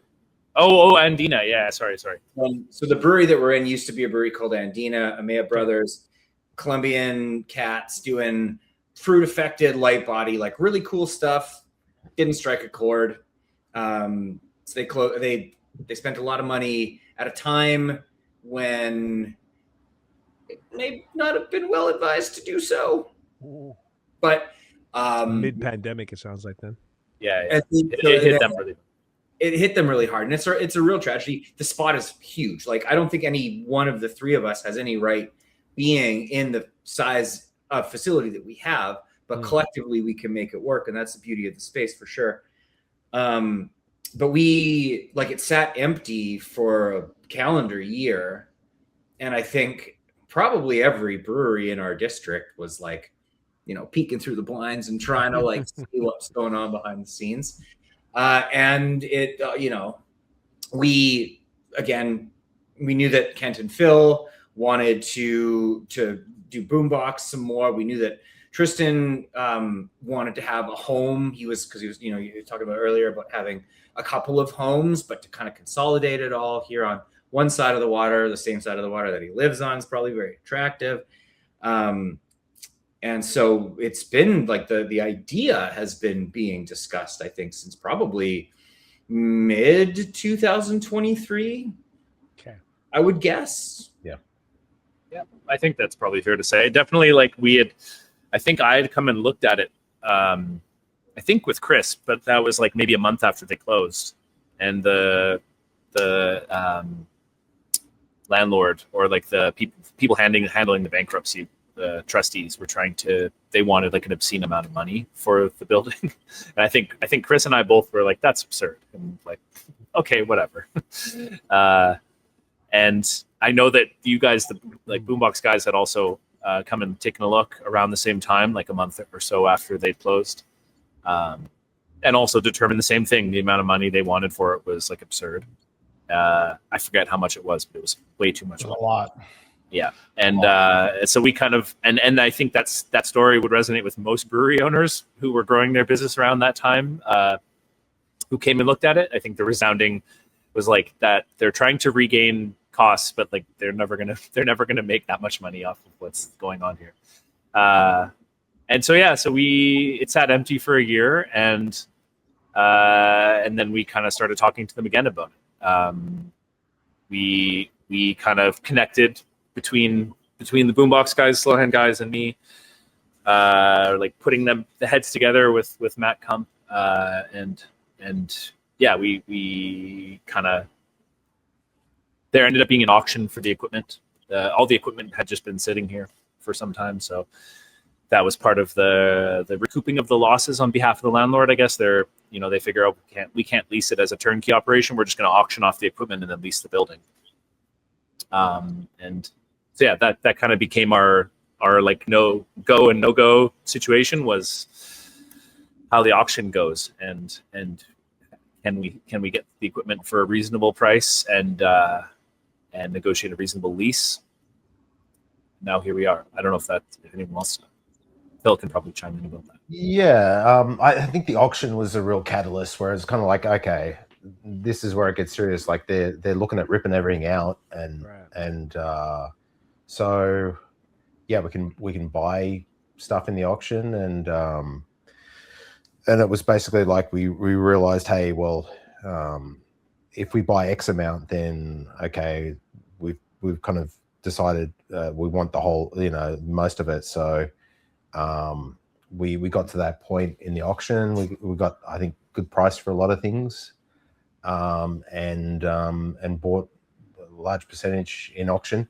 And we actually hadn't got the lease at that point. We kind of like, we had a warehouse as a backup to move everything to, but thankfully we got the lease. So and a lot of the value in the brew houses is all plumbed in. And so I was gonna say, you wouldn't want to rip that out, right? That's exactly. So and the landlord, I think, thought it was like some sort of negotiating tactic on our part, but it was more like just putting the cart before the horse. So yeah, that all kind of came together, that we could buy the equipment at a good price. And like the thing is, Andina, like they bought some top of the line kind of gear as well. So for us is seeing the equipment as well, it's just like, oh, this is pretty nice setup. And there's so much value in it, in like the plumbing everything in, and the electricals that they did, and the water upgrades, and so yeah, we that was catalyst, and then it was just like we made it happen. So who quarterbacked it? Was it Boombox who had the lease and then brought everyone else in, or was it like a separate? No, we did well, it was pretty much Boombox and Slow Hand at that point. That like we had it just happened. I think they were lucky that they found me at a time that I actually had some spare money to put in to purchase these things at auction. And so yeah, basically we did that, and then we set up Threefold as a company after that, because we realized that we kind of needed an overarching kind of company to kind of manage the brewery space and be like I think the perfect world for us would have been like if everyone had like if each brewery contributed an equal part, that would have been like probably perfect world scenario. But it's just Vancouver's unfortunately a very expensive place, and we're all at different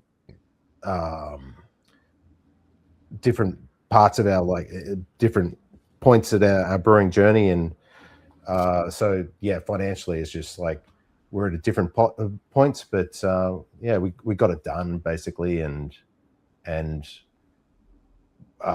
of worked out the details kind of afterwards. Right. So. And different needs is a big part of it too. Like Boombox and Slow Hand have similar needs to each other, but very different needs to what I have. Like I need a bunch of space for this. Like my whole business is in barrels pretty much, so I've got to have a bunch of space for that. And like we maybe could have got away without a forklift, but I insisted we get a forklift because I need to be able to unstack barrels and move barrels around. These ones aren't even on racks. These are on like a permanent structure, but I have a bunch on racks, and I need to be able to pick them up and move them around. And we need to be able to, it's much easier to accept deliveries on our loading dock if we have a forklift versus having to deal with tailgates on our little dock and whatever. Gotcha. So yeah, that makes sense. Different needs and different stuff, but I like that with the different needs. That's a really good point, because one of my main questions from the beginning, which you could have answered, was like, I didn't actually know if there was a brewery facility in the space. Yeah, so, yeah. It's down this way. Yeah, that's the brew house at the end there. You can kind of see it. There's nice. Yeah, I can see that. Yeah. Okay. Go. So and then I didn't go far enough. There's a bunch of tanks right across from me that are like lined up there, nice big tanks. Oh, there's big fucking guys. Okay, yeah, so this is like this is such a phenomenal setup, and just to really like express how awesome this is, you guys are doing it. I think this is like a lot of breweries at the time. You said you 2020, maybe 4, started talking 2023, really locked it in 24 and opened in 25. Yeah. Over the last, say, 2 years, what is it? April 2026. The last couple of years, we've seen more brewery mergers everywhere, across Canada, States, Europe, everywhere else, than any time that I've personally been in paying attention to craft beer. I've never seen anything like it before. And it was always like merged with a company, like one of them, maybe they either merged or a larger company purchased a smaller company. Yeah. And they, like for all intents and purposes, it was a merger. But what I thought was the coolest is what you guys did would come together. And it sounds like maybe even if it's not financially equally, because it's whatever makes sense for the brewery, that's fucking awesome too. But you've got the brewery situation, and then you got the tap room, and the tap room with 3 different breweries with like you guys have really painted the picture well, with very different needs and very different styles that almost don't cross over hardly at all. Like I know you said Boombox did a West Coast Pils, and that's kind of on Kurtis's territory there a little bit. It's delicious. And it's a beautiful. The more my opinion, just quick anecdote. Yeah. The more that there are eyes on lagering and lagers, the better it is for me. I know the quality of the output of our brewery, so I've had Cypher. It's a fantastic beer, and I've had a lot of other lager, like craft lagers that just don't measure up. But if you're a fan of whatever brewery and they're making a lager and you're like, yeah, I like lagers. Lagers are good. And then you find Slow Hand, you're like, fuck yeah, I want this. So more conversation around the styles helps us. I mean, it's the rising tide that lifts all ships, I think. It's the same as your West Coast IPA. You drinking that, and then it kind of leads into Boombox and stuff. And you got Temporal, kind of like with the Farmhouse stuff, with the barrel aged, with all the stouts and the barley wines and the Farmhouse and the sours and everything. So it's just you three have I've never seen anything like this. I think it's the most exceptional setup and the most fantastic business plan that I've seen in anything in craft beer and doing this in a long time. And I that's why I was super excited to talk to you three, because I feel like you all have a rep individually. I've heard of you all separately from different, like my friend Daniel, who gassed up both Slow Hand and Boombox and got me your stuff in 2017 and afterwards. And then my mate Fred. You must know Fred, Tristan. I know Fred. Yeah. You know Fred St. Pierre. Yeah. Yep. Yeah, I know Fred. I knew you'd fucking know Fred. I love Fred. What a gem. I Shout love out Fred. He's one of the so my co-host Nate and Fred are the only people I don't trade beer, but we get stuff for each other all the time. They're the only people I trust in beer. Yeah. And Fred was the one who I knew about you, obviously, but Fred gassed you the fuck up. Hopefully it lived up to the hype then. That's the hope. Actually, I've got it in the fridge. I haven't had it yet because I keep having normally I call it Big Beer Wednesday, and it's Wednesday. So I keep having podcasts on Wednesday that fuck up my stout nights, but it's okay. I've got it. It's coming very soon. So we're going to at least try some of your stuff. But I just thought it was it's such a cool concept to have. If you're a beer consumer, which is what I am, and I would go to someone like Threefold, and I know I can get everything across the spectrum of beer from 3 different breweries in the same space that own the space.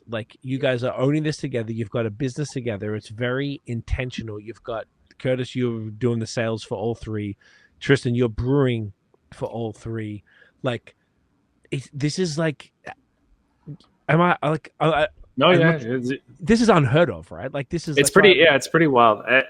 Small correction is that Boombox also does have a sales guy. So Kurtis does sales for. I did sales at the very outset, but they have a guy named Brendan who's an absolute peach. Okay, shout out to him. I do help Tristan with his sales because Lord knows I need it. But I think you were touching on this earlier. It's each of our successes is our own success. We all really, this thing works when it works well for everybody. And so we really gas each other up. And it's also it's such an easy marketing story to tell that I could make a lager that's really good, but it's not the thing that I'm personally super passionate about or whatever. So if someone comes in and they're I want where can I get what's a good lager, and it's just such an easy story to be well, I make a lager and it's all right, but these guys, this is whose lager you should be drinking. So it's really easy to be you want a hazy IPA? Well, these guys just make hazy IPA. They love hazy IPA. Oh, you want a barley wine? Well, this guy took 4 years to make this weird barley wine, and you're gonna love it. Who else does that? And I think that's really huge, because I think a couple of things. One of the things, this wasn't premeditated. It was very organic how it formed. It wasn't premeditated. It wasn't pre-planned out. It might look that way, and it does look that way, I guess. But it was just the way the market was at the time and how we kind of merged together. And we still are 3 independent breweries under this collaborative of Threefold. So each company is definitely, there's Slow Hand, there's Temporal, there's Boombox, but then there's also Threefold that kind of just merges us in. And I think the thing is, we're all beer geeks. We're all this is the place. If I didn't have Boombox, I'd be coming here and I'd be drinking all the different beers. I'd be drinking Slow Hand, I'd be drinking Temporal, whatever they'd have for hazy. And because of that, because we're kind of beer geeks, other than the breweries, I'm glad you brought up Freem earlier. There's a unicorn. You go there, every beer on tap's a banger. They're all good. So good. But there's a lot of breweries you go to, and Tristan was touched on this too, and I 100% agree. They'll make it, and Phil was mentioning it too. They'll go in, well, hazy's popular, so we're going to make a hazy, but there's no passion in it. They don't want to make it. They're making it because they have to. But maybe their lager's the best in town. But you're going to have a stout. They're going to have, Berliner Weiss. They're going to have these beers that they don't care about because they have to. But here, we're brewing the beers that we're passionate about, that we love. And I think that comes across. So if you're going to have a lager, you're going to have a Luker tap, you're going to have the side pour beer, you're going to have it done properly. You're going to have a barley wine that's actually sat in a barrel for long enough. It's going to have all that attention to detail. You're going to have a hazy beer that we're going to throw an ungodly amount of money into to get that flavor in there. You're going to get the best of the best because we're passionate about the beers we make. So the lager beers, you're going to get the best of the lager beers, all the stouts, all the different beers. Like I know Tristan says they're crazy. I don't think those are crazy styles. To me, those are regular styles, but you're going to get a great experience because they're just handcrafted with all this passion behind every beer. Same with our beers. And you're going to get, in my opinion, the best of the best. And what I'm kind of hoping with this concept too is you come in, if you're a haze boy, you come in, sure, come in, have juicy, have whatever we got, but then maybe try a table beer, maybe try that side pour, that looks pretty sick, and then experience other beers. Like there's more to beer than just, a haze bomb or a lager. Like try all these other ones, you might find something. And if you don't, that's cool too. Like we've got all these different styles and we're passionate about what we make. And I think that comes across. And that's what makes Threefold special, in my opinion. For sure. It's good that people will know, or people do know that, like, they're getting a thing made by someone who cares a lot about that thing, and there's not a lot of breweries where every single style of beer they make is all made to a similar caliber. It's all over the place. When there's, like, at least in BC, most of our breweries try and do everything, right? Like there's almost no super specialized breweries. Like you talk to Miguel's maybe one of the only other people I can think of that have a thing that they make, and they pretty much just make that. And so for us to be three breweries who are like, I own Temporal and I do all my stuff, and it's like I have,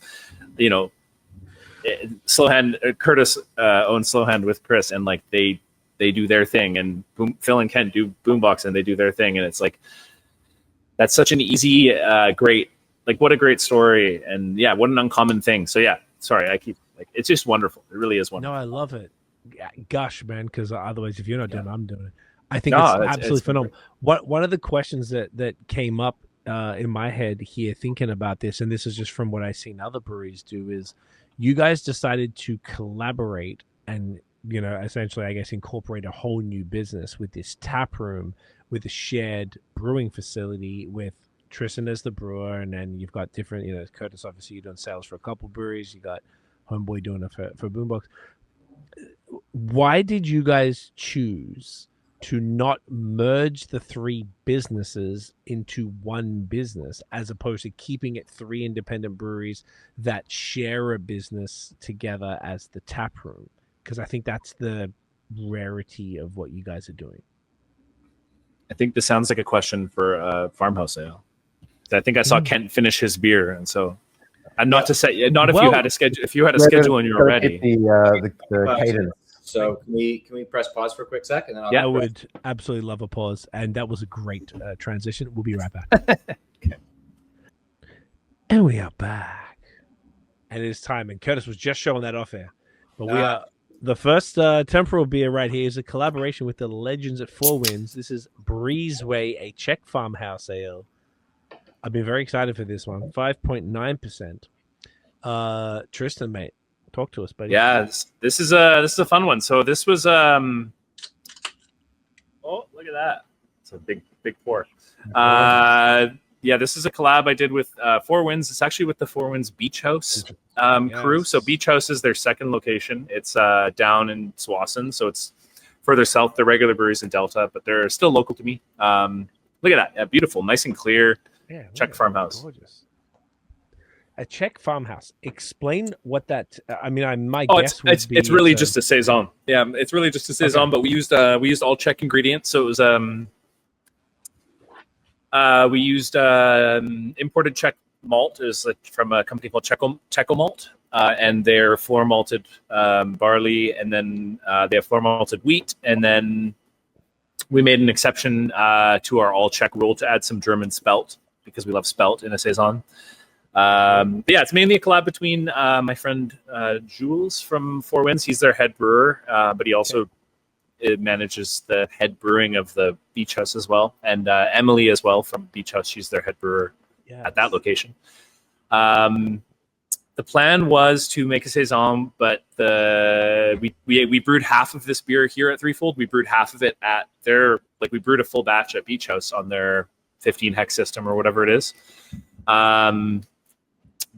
have a brew house that's set up for decoction, so they have like a proper German style, Czech style brew house. So we basically brewed half of the beer there. We decocted the ever living shit out of it. It was like a triple decoction or something like that. And then we cast the wort out, into a big giant metal tank in the back of their delivery truck. Okay. So again, not using any fermentation space, which is like my favorite thing to do when I do collabs, is like not intrude on people's breweries that much. So we brewed it into this tank. We brought it back to Threefold, and then the next day we brewed here, and we did a turbid mash on our system. I've never done a turbid mash on a 2-vessel, but that kind of sucked. And then we just blended the two worts together and co-fermented them with saison yeast. So so it's half decocted, super heavily decocted, and then half turbid mash. So you get some interesting kind of complex stuff going on from in terms of proteins and starches and stuff from the turbid. And then just clean fermented with saison yeast, and then it's dry hopped with Sladek, I think, and Saz, some more Saz. And we used a Czech bittering hop called Angus. So some stuff I hadn't used before, and mainly just an excuse to hang out with my friends down there. So yeah, that's awesome, man. I love seeing this, because that was one of, like I was saying earlier, one of the few BC breweries I had in the pod, like the only one, twice.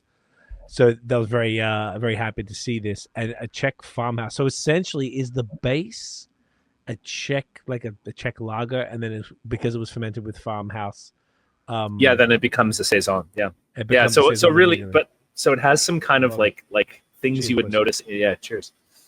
Has some things you would notice in like a Czech Pils. Like it has a bit of it's got like a firm bitterness. It's got a bit of the decoction character coming through, just like a little bit of the kind of like a Maillard bready kind of thing.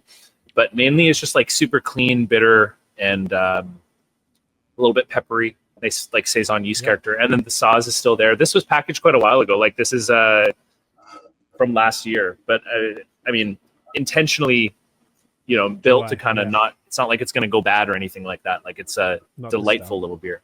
Yeah. And still, the bitterness is still kicking in there. We brewed it to be quite bitter, because that's what Jules and I both prefer. Mm-hmm. Just really like, I love saison. They love saison. We're like, let's make a saison. And then we're like, let's call it a farmhouse ale, because like a Czech saison seems like that doesn't make sense. But Czech farmhouse ale is like maybe makes some sense. Right. I think it definitely did, because that would be my assumption, would be the base would be like a Czech lager Pilsner type of thing, and then with farmhouse yeast. So super interesting. Everything you're describing, that sort of little peppery zip, a little bit like kind of like that lemon kind of vibe in there. Yeah. But the bitterness is super present, which you would expect with Czech beer. That carries through, and it doesn't have that. I grew to love them over time, but in the beginning, a lot of the saisons you would get in breweries, as you can imagine, were just clove bubblegum bombs that were banana bombs that went in. I feel like very firmly, I feel like saison shouldn't be bubblegummy. I really am like bubblegum to me is like a Belgian, belongs in a Belgian single or like a blonde or something like that. Right. Maybe even a tripel, but I don't think that like a saison should be bubblegummy. I find the saison yeast is the saison yeast I prefer is like French saison yeast, which is more peppery and more like phenolic on that side of things than bubblegum. But that was something we like intentionally tried to avoid with this beer, was using a yeast strain that would kick out that kind of ester, because banana bubblegum to me is like, you're talking like hef or like Belgian ale sort of side of things. Saison. Which is just really not it, and sort of I feel like it gives people like the wrong impression of what the style is supposed to be. And it turned until I had maybe like some shit from like Hill Farm Set or something, like it kind of turned me off the style for a number of years. I'm like, oh, that's what it could be. And then it was because I kept drinking like just from it's the same thing as it's actually that we were all kind of talking about earlier, when breweries do like New England IPAs half-assed, and they just kind of like, it's a hazy IPA, but it's not really hopped to where it should be, and the haze and the body isn't really there. It's the same thing with the saisons. They would just do this maybe more of a lazy, for lack of a better word, like version of it that didn't really deliver. And it could sort of, if you were trying as I was trying, I was like, yeah, I don't fuck with this. This is not, I'm not into this at all. And then you realize what it can be, what it should be. Like, oh, I'm absolutely about this. Yeah. That's what it's all about. Yeah. That's the fun thing about Saison. I've been making Saison for a number of years, and I've always been very inspired by like the Fantôme, the guy who makes the Fantôme beer. His name's Denny, and he does some weird stuff, and he just like is very like I don't even know what the word is. Like it's like almost like making Saison to me is like a carefree thing, like you're making grain, you're putting whatever grain you have, whatever you feel like doing, you're throwing whatever hops you feel like throwing into it. Sometimes I'll just like eyeball my salts, and I'm just like whipping salts in there, and like it's the thing that matters is the yeast, and the thing that matters is like kind of the feeling of it, like if I want to throw like a bag of chamomile into the kettle, like I'm going to throw a bag of chamomile in the kettle, like just for fun. And it's not to me, it's like, it's a less serious, more playful kind of style. Like I'm not meticulously measuring my mash pH when I brew Saison, but I will when I'm brewing barley wine or whatever, or brewing these guys Pilsner or whatever. It's yeah, of course. Yeah. It's important for some stuff, right? But to me, it's not important for Saison, and I'm sure some brewers will disagree with that, but it's a feeling, and it's like this is the beer I want to drink on a hot summer's day. This is like my table Saison is kind of like this is bone dry. It's like finished under zero Plato, dry and bitter. This one's got a little bit less carbonation than the table Saison, because I had to can it versus put it in bottles and have it at like above 3 volumes of CO2, but dry and bitter and usually fairly spritzy. It's the kind of beer you want to drink on a hot day. Quench you with the bitterness and the pepperiness and the esteriness of it all. And Saison, what a style. Yeah, and it's 5.9% as well, so it's not like it's not lightweight, but it does not drink, so you can't taste a hint of alcohol in this. Yeah, it's a solid mid-weight, I would say, but yeah, it doesn't, definitely not hot or anything like that. Not at all. And I have a interesting fermentation, like temperature schedule for Saison. Usually I let it free rise like quite a bit. And so I think this mostly fermented like in the high 20s, but like stepped up to that over a few days. And I think that attribute some of the pepperiness and yeast phenolic expression to that. But yeah, I don't know. It's a nice little beer. It's like to me, it reminds me of it's like a big brother to my table Saison, but without the mixed culture expression from the lactobacillus and Brett and PDO and stuff like that. But where it doesn't have that, it does have a little bit of more expressive character from the grain due to the mash scheduling we did, and higher and different bitterness from being dry hopped with those Slavic and Agnes. Right. Yeah. Total different kind of hop profile as well that works perfectly with like that Saison yeast. That's not overly phenolic and not delivering all that estery, bananery stuff that just doesn't really belong in this particular one. I love it, man. This is killer. Thank you. I love it. Yeah, thank you. And this is the first temporal beer on the pod as well, so it's cool to now go through all three. Also, right before we took a quick break, we were just talking about why you didn't choose to merge the companies as opposed to start a third party, like where you're all partners in a new taproom / brewing facility. Could you guys like expand on the sort of thinking behind that, and sort of like as much as you're able to divulge is just like the mechanics on how that works? Because I feel I asked that because I know we have a reasonable industry audience, and there's got to be other breweries who are in a similar position to where you guys were a couple of years ago, that are looking to survival and looking to want to thrive. And you're like, well, maybe we can't do it alone and we need to partner up with people. And the solution that you guys have come up with, from what I have personally seen, is incredibly unique. And from what I can tell, extremely powerful and a really intelligent way to move forward that leverages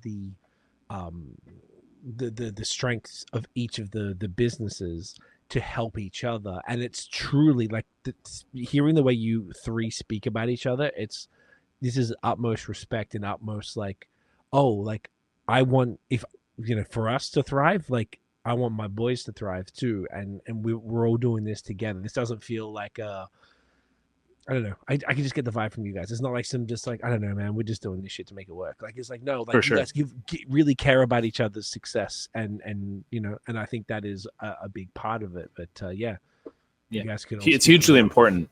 It's hugely important for us all to be in it together, and it like this doesn't work if we don't all work. Like it. And I think as to the reason why we didn't merge into one company, I think it's probably because we all like owning our own business. I think that the beautiful part of this partnership is that by keeping the companies separate, it really allows a unique amount of focus for us all just to do what we love doing and brew what we love making and drinking, with the exception of some of the obviously Tristan making our beer and like some of the crossovers stylistically, which is all fine. And all like great because everybody, again, the caliber of stuff that's being made under our roof is really great. But like, I love lager. I love lager style beers. That's what I want to make. That's what I want to drink. That's what I want to sell.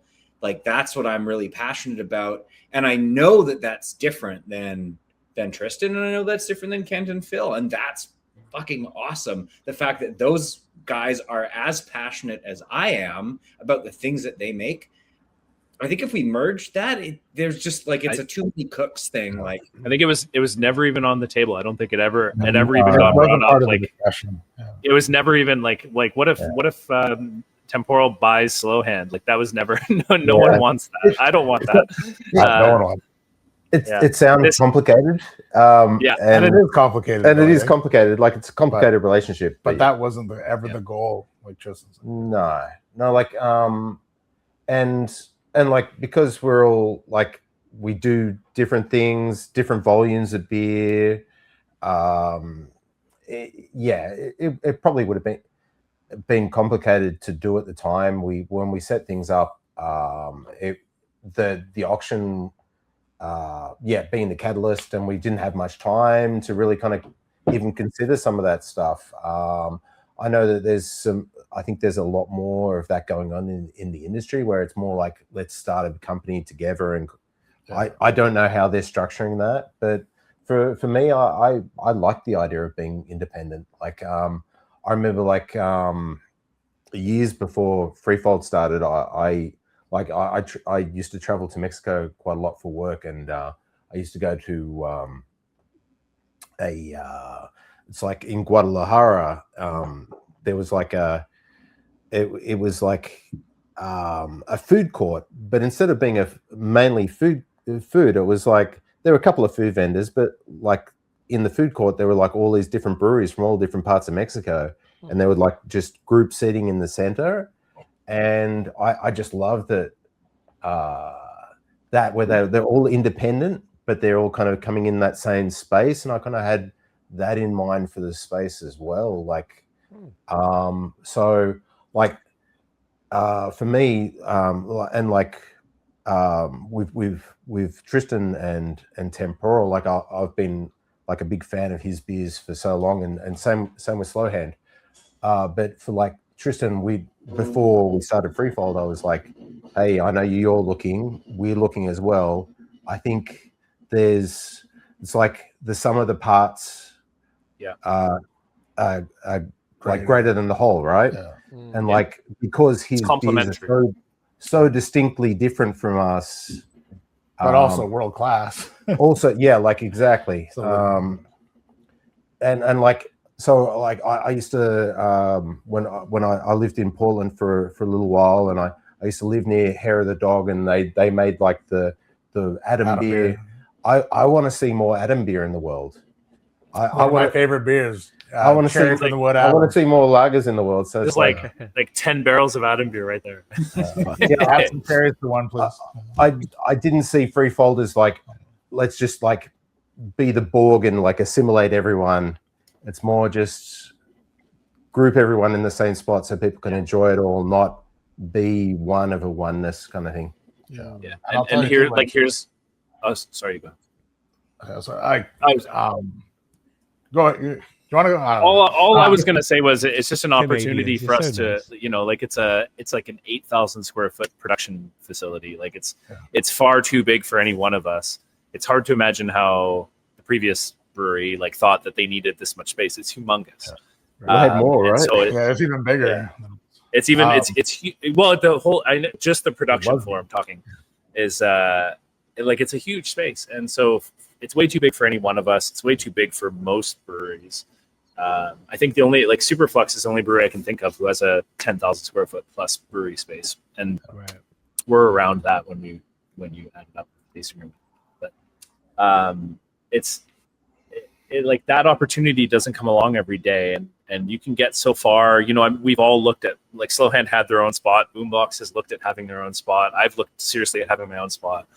But this is just such a beneficial arrangement, being able to share packaging labor, being able to share a delivery driver, being able to share a brewer, being able to share a brewer. It's maybe you don't need to brew 5 days a week, but if there's 3 of you, maybe you do need to brew more than 1 or 2 days a week,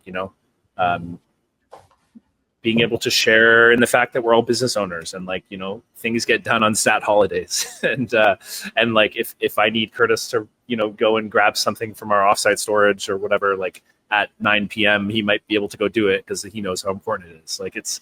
There are things we all do because we're all business owners and we all know that it needs to be done and we are all in it together. I had a point I was trying to get to. It's gone now. So no, I think that was it.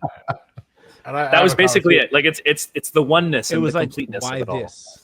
Yeah, it was why this versus a merge, and I think you summarized. And also touching back on that, you come to Threefold, it's a combined experience. It's almost like Threefold to an outsider, uneducated, maybe that they think that's the brew, that is the merger, that's all 3 breweries under one. But the reality, we're all separate. And when you'll see that is out, the farther away you get from the brewery, the more that becomes apparent that we're 3 independent breweries. But even despite that, one of the best times we had was serving at a beer festival next to Kurtis with Slow Hand. Unbelievable, solid lagers, haze bombs. I think we did a West Coast and we had a West Coast IPA and a hazy bomb, and just seeing the interaction between people, because we'd have some people and I know this isn't their jam. I send them to Kurtis, they love it. St. Kurtis, they come in, that's all right, and they send them just playing off each other, and then getting to go, okay, now when you're in Vancouver, you need to try Temporal, you got to try the beers, and just having that synergy. And the other thing too is also the flip side of the coin too. We're at Farmhouse Fest, we're porting next to Temporal, and it's just phenomenal. Just seeing just all the excitement behind the beers. Tristan's out there getting super geeky with his beer, pulling out the magnums and just all the special stuff, and being a part of that, but not a part of that, and being able to just kind of share in that. It's just exciting. And it was just it was really, to me, a big moment, just sharing that with Tristan when we've done that at Farmhouse. And then with Kurtis, we did a Squamish Beer Festival, and just, even though we're separate companies, but we're all kind of in it together. We all feed off each other, and we're all big fan.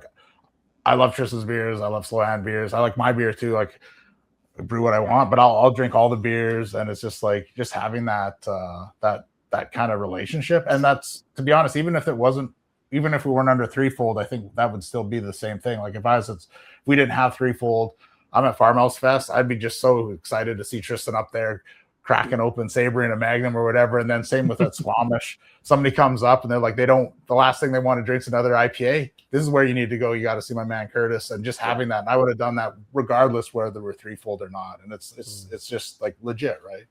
I want to jump in quickly too. I've been involved in craft beer in the province for probably 15 years, between being a rep and owning a brewery and working. I worked at a shop, shout out to Brewery Creek in Vancouver.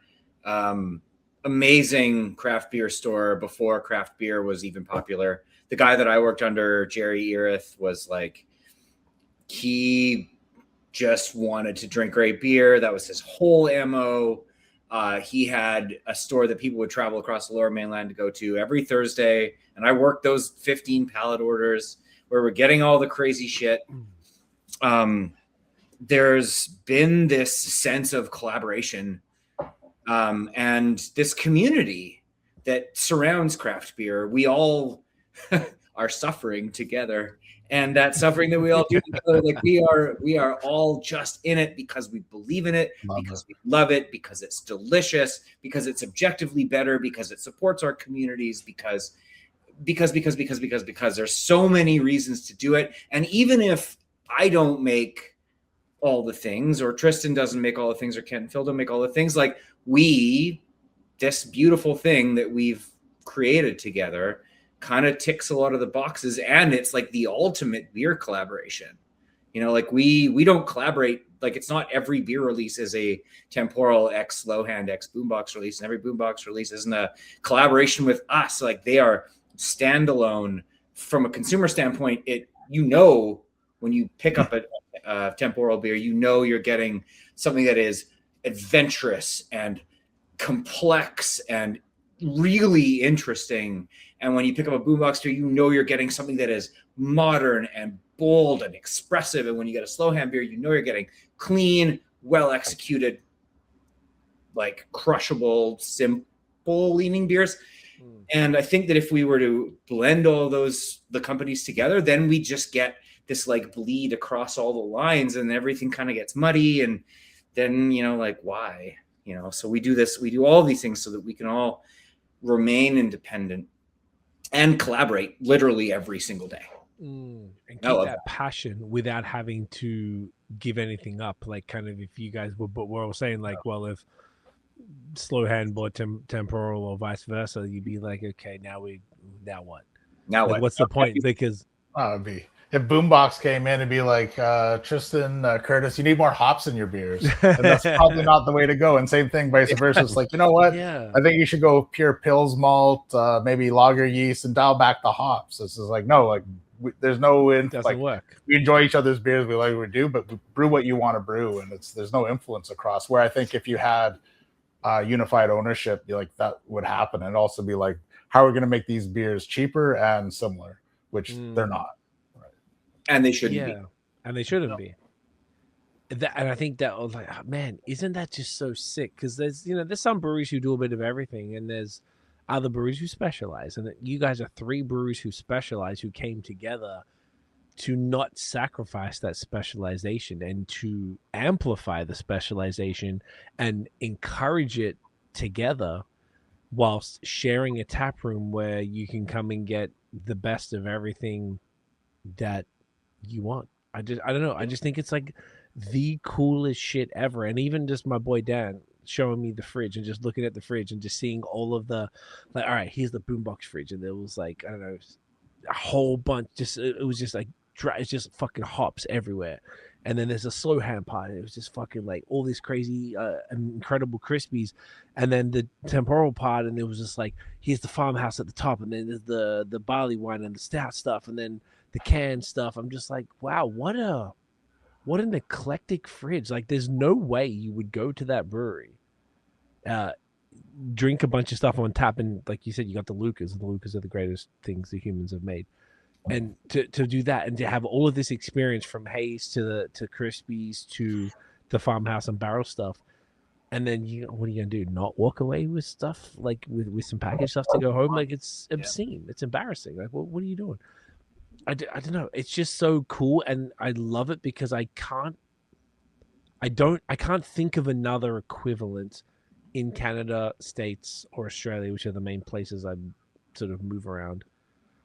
I can't think of another equivalent. Had you guys, this is probably actually a direct question then, had any of you guys seen something similar that had inspired you guys to want to do this, or was this just like, no? Yeah, No, not just like, that I could think of. We're just doing it. Like, we're doing it because the opportunity presented itself. Yeah, and like because it affords growth for us in a way that, like, beyond our wildest dreams, to my extent at least. Like, being able to operate this equipment and being able to pick up like the kit that we got here for pennies on the dollar or whatever, to be able to have a brewery this nice would never have been within reach for me and my weird barrel projects.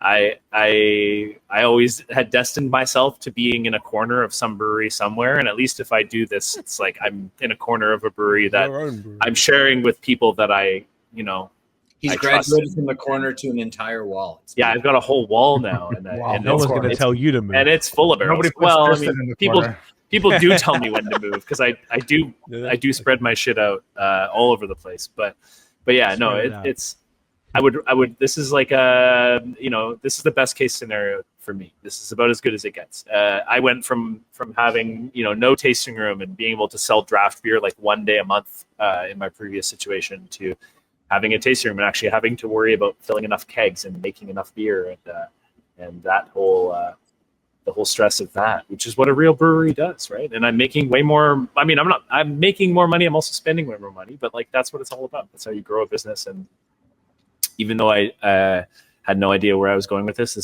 seems like a pretty good place to be. So I think too, like Tristan, making all of our beers, like you are at the brewery a lot, but we brew 4 days a week. Yeah, not even. Yeah. So even between the three of us, and we're busy breweries, like we still only we have one brewer doing 4 days a week. Like we're like ultimately, like if you're an operating commercial brewery and your brew house is sitting empty like 60% of the time, as it would be for all of us if we were individuals, like it's just like so much money spent on space that's wasted. Yeah. So the thing that takes time, as we all know, is time. It's just the time of fermentation, conditioning, packaging, all these things that like a brew day, there's 4 of them a week, let's say, that Tristan's doing, which is like, again, so grateful because you are Ken. What did you say? What did you call him? He is the what? Michael Jordan of brewing. That might be the episode name. Brewing in BC, brewing all of the beers, but still like not at 100% plus capacity. So to have access to this equipment, which I completely agree, Tristan, like even us, like world class. Yeah. All 3 of our brands established, we have acumen, we have renown, it's great. And as busy as the facility is, just to have like that main like the hearth of the business, the hearth of the like production facility sitting idle for so often, even the 3 of us, like I can only imagine paying like rent on that plus all the fermentation space and the cellar and whatever. Like it just, the only way it can work is for kind of all of the 3 of us to work together. And we all like each other. We all get on super well. I think all of our approaches to making beer, as disparate as the styles that we make may seem, like we all really agree about good ingredients, the right amount of time, and just like respect to where respect is due. And I was going to go somewhere with that. So if somebody wants to transition me into something else, that on my screen is where Kenton Phila. I don't know. He's up there. It's the other. You guys are like down here and over there. Hey, you're up there. Do we? Is it stout o'clock or is it pills o'clock? I think it is. Stout o'clock. We could clean up and then finish off with the pills. Yeah. Okay. Does that sound good to you? Interesting move. I'm not afraid. I actually hit up Fred Tristan and I was like, we're doing the pod, and he said Tristan is a man, love that guy. I'm like, do you want me to ask him anything? He's like, just tell him more Munich wines. Yeah. You can tell Fred, or well, I can tell Fred. I've got a bunch of barrels of Munich wine. I've got more Munich wine on. Yeah. Okay, I'm gonna let that motherfucker know. So you can. Yeah. What a guy, Fred. He's great. He brings my beer to so many people in Quebec. He is a psychopath. I love that dude. He's one of the few like people I trust with anything with beer. He always hooks me up. He's just like, there's like were any of you 4 dudes those like psycho trader beer dudes at all? I definitely did some, but I never went crazy with it. Not like I feel like Fred is way over the top in terms of the trading compared to what I ever did. But he's got people everywhere at all times, and I'm like, Doug, what do you like? How I just like, I don't have the energy for that. We're doing this one, right? Yeah, The we're doing stout. this one. Yeah, this is nitro stout. Well, not nitro. Sorry, this is just stout, reconstituted. Okay, The so I was trying tasting to. room was not nitro. I love this beer. This is such a cool beer. I can hardly wait to Amazing drink beer. I've got such a fun. It's such a fun story. Such a fun and weird thing to have done. So there It's isn't a on nitro. normal version of this on Untapped. It's only the There is. 6.66. I have this on tap, and it is No, the on nitro. Untapped. on Untapped. on the- It's yeah. probably in as a nitro stout reconstituted. This is as the nitro. non-nitro version. Yeah. Gotcha. So you can add it if you want to be the first person to check it in. I mean, I could.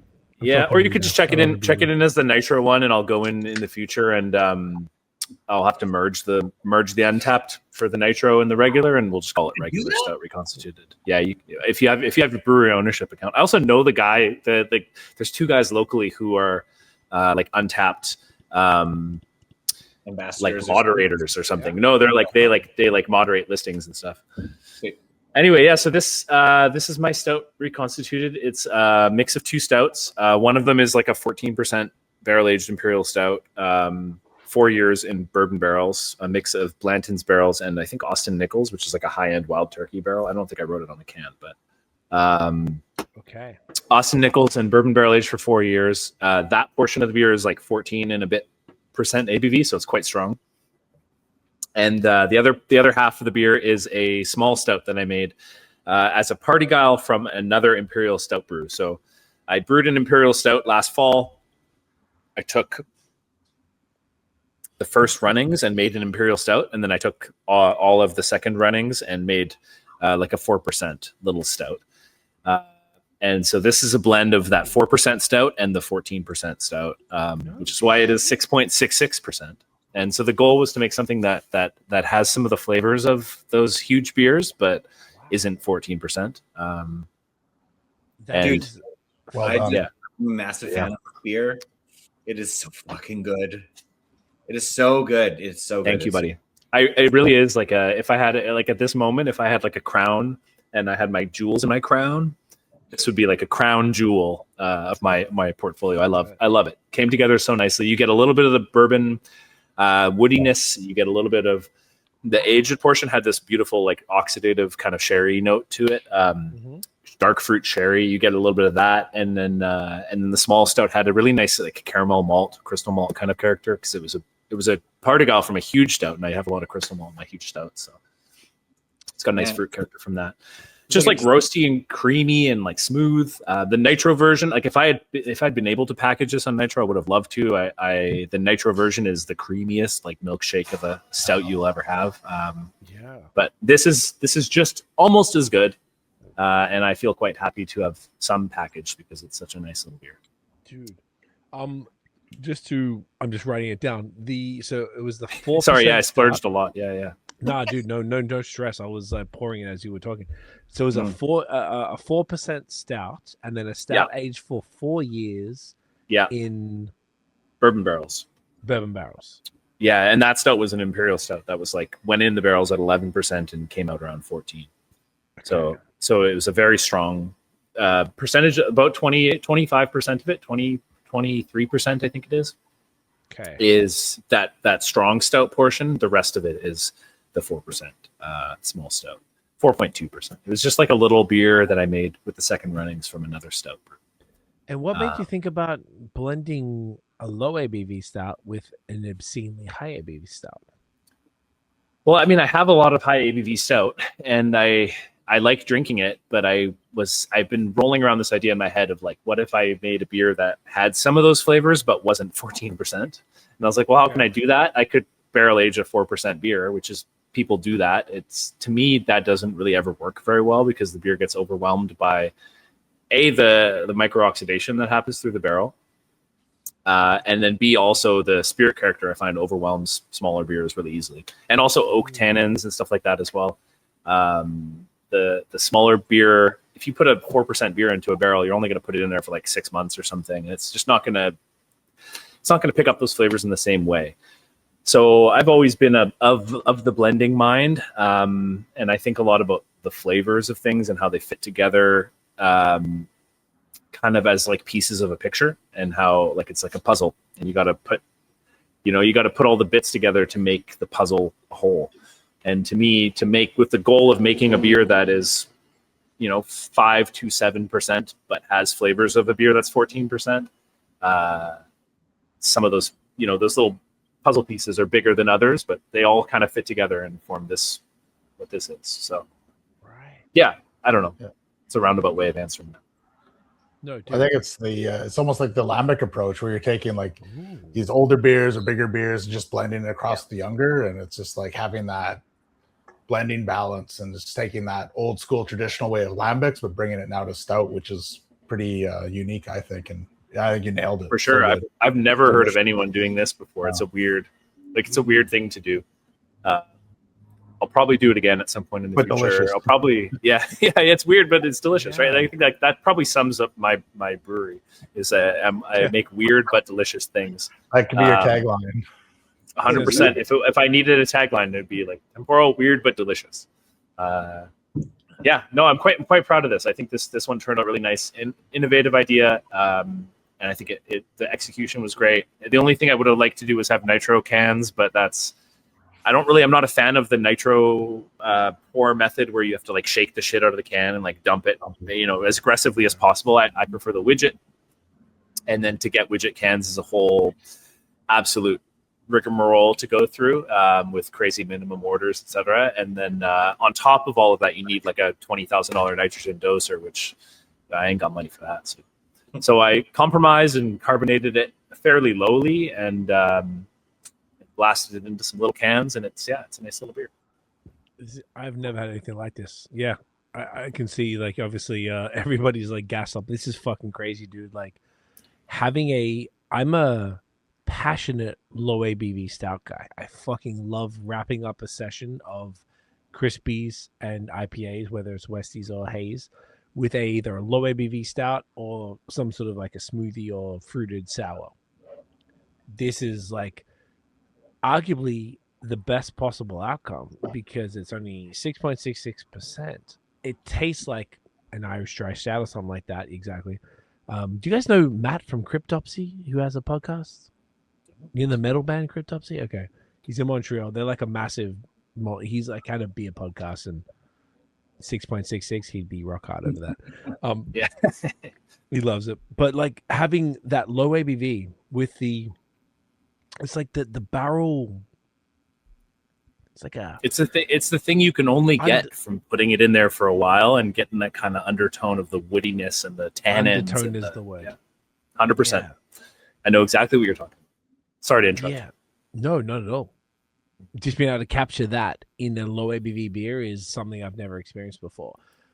That seems to be the theme of this whole fucking podcast. Is a whole bunch of shit that most people haven't experienced before, whether it's Threefold weird stuff in and of itself and the products. It's just man, incredible. This is phenomenal. Is this like a year-round thing? This is the first time I've done it, and I canned it up. I think you can see the date on the can. Yeah, it's at the bottom there. I canned it up like literally like the day we sent the cans off. I think we were filling cans, and Kurtis was like, "I'm going to take a couple and send them to the podcast." Yeah, I think it says March 1st, but I think it was actually March 11th we canned it. Yeah. We just forgot to reset the date coder. Yeah, I said, "Hey Matt, I think it's wrong," and he's like, it's fine. It's only like 10 days off." It's like, they'll make it. It's 10 days, 4 years, right? Yeah, it doesn't Not for matter. this style. But yeah, no, this is the first time I've done it, and the response has been a resounding success in terms of having it on in the tasting room, because like as you can imagine, as a shared tasting room where like a third of the beers are hazy IPAs in the hoppy realm, and then a third of the beers are like crispy boys / like nice and clear realm, and then a third of the beers are like either Farmhouse saison fruited sour beer or barley wine imperial stout that's like massive. We don't really have a dark beer option for people. Like we don't really have something that's like, I think people came in all the time and they're like, "Give me your dark beer," and it's like, well, our dark beer right now is like a Czech amber, or like we had a Boombox imperial stout for a little while, but like it's nice to have something that's like, this is our dark beer that we have, and it's like, it's like in a way a Guinness equivalent or something. Like it's like a nitro pour of like a roasty creamy beer.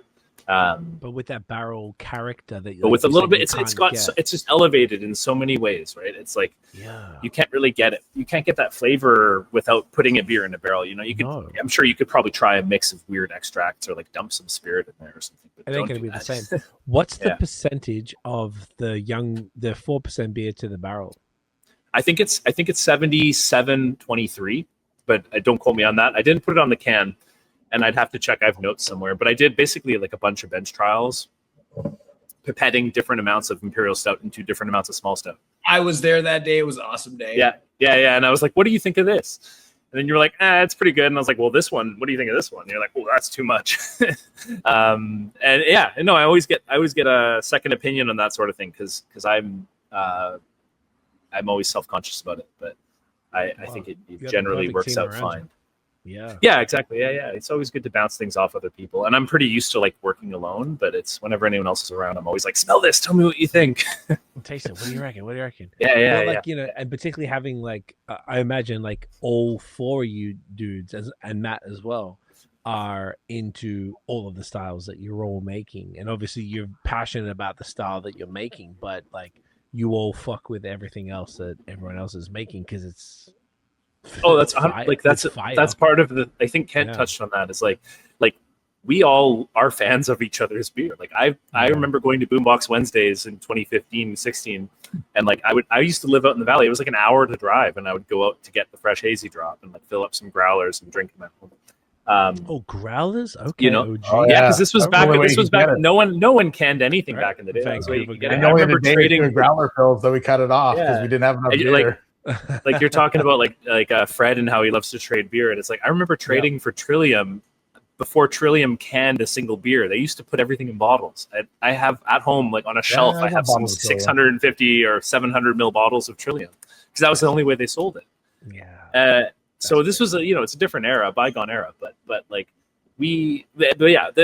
what Kent said is totally true. Like we all like each other's beer so much. Like I'm always gassed up for the new Boombox beer. Like I come in and we have in our tasting room we've got pizza. I come in and like pretty much every weekend I'll come in with my partner. We'll sit and eat a pizza, and usually I'm having a Slow Hand Pils. And like it's very, we all love what each other are doing, and so it's an environment that fosters like collaboration and intentional cohabitation. I guess we're all working, we're all in it together. We're all working on it. I forget where I was going with that again. My brain's not working for me, today. I love hazy beers and stuff, but right now one of my favorite beers is Nagano Gold Slow Hand. Oh my god, so good! Yeah, so good. Yeah, it's a rice lager. So good. Yeah. Rice lager. Like I'll drink that. You put that in front of me, that's the first thing I'm gonna grab. And I love I brew beers that I love. I'm passionate about, and I drink our beers. I drink the fuck out of them. But you put that Nagano Gold in front of me, I'm gonna crush that. So good. Yeah, that beer is a fucking gem, and a beast. Like people love it. It is really good. And underneath of it, it's like there's a cool collaboration. Like the process is really interesting because we're using. Oh, are you doing the hero pour, buddy? The Iceman pour. Iceman poured it. Sorry, I wasn't trying to interrupt you. I was just gonna waft it along into my mouth. But we like the brewing process. We're using whole grain sticky rice. So the process. Correct me if I'm wrong, Tristan. But when we're creating that mash, we're it's the rice in first, and so the rakes and the mash are just going wild. So that it's it's starchy, and there's this big creaminess to it, and then we throw it in fermenter and let it sit for 4+ weeks. And in doing that, it all the starchiness drops out, but there's this creaminess to it. It's really beautiful. Really, the thing that gets me with that beer. Oh, sorry. No. Go. I was just gonna say the thing that I love about that beer is I from making it, basically making a humongous rice mash. It's our mash tun is basically full of congee for half an hour before we mash in on top of it, and it's the whole brewery has this really, really aromatic smell because it's really good quality rice. It's not just like some people make a rice lager and they're just using fucking flaked rice from BSG or whatever. It's that's fine. It's just not very high quality. This is really good quality Japanese rice that we're importing and using for this. No, we're not importing, but someone is importing it and we're using it. And the smell is so amazing. Like it's like super, super aromatic. It's not like jasmine rice, but it's super like distinctly ricey. And you get that specific character in the aromas of the finished beer. And I love that so much amongst all the other barley malt graininess. But I don't know if I've had a rice lager where I can so distinctly smell it. Maybe it's just because I'm making it. I'm also familiar with the smell of the congee rice mash, basically. But like, it's so distinctly that rice in beer form. I love it. So good. So good. I'm sorry I interrupted you to say that. I do love that beer. Well, no, it's perfect. This is great. And again, this is part of the beauty of the It's like oh, this is it, right? We're just jazzed about it. Yeah, and to understand, because I don't design any of the recipes. This is not my wheelhouse. But to work and to be at the brewery so often, to be able to speak with Tristan about what's happening in process, you know, that to me is like ultimately a sales guy. Like that.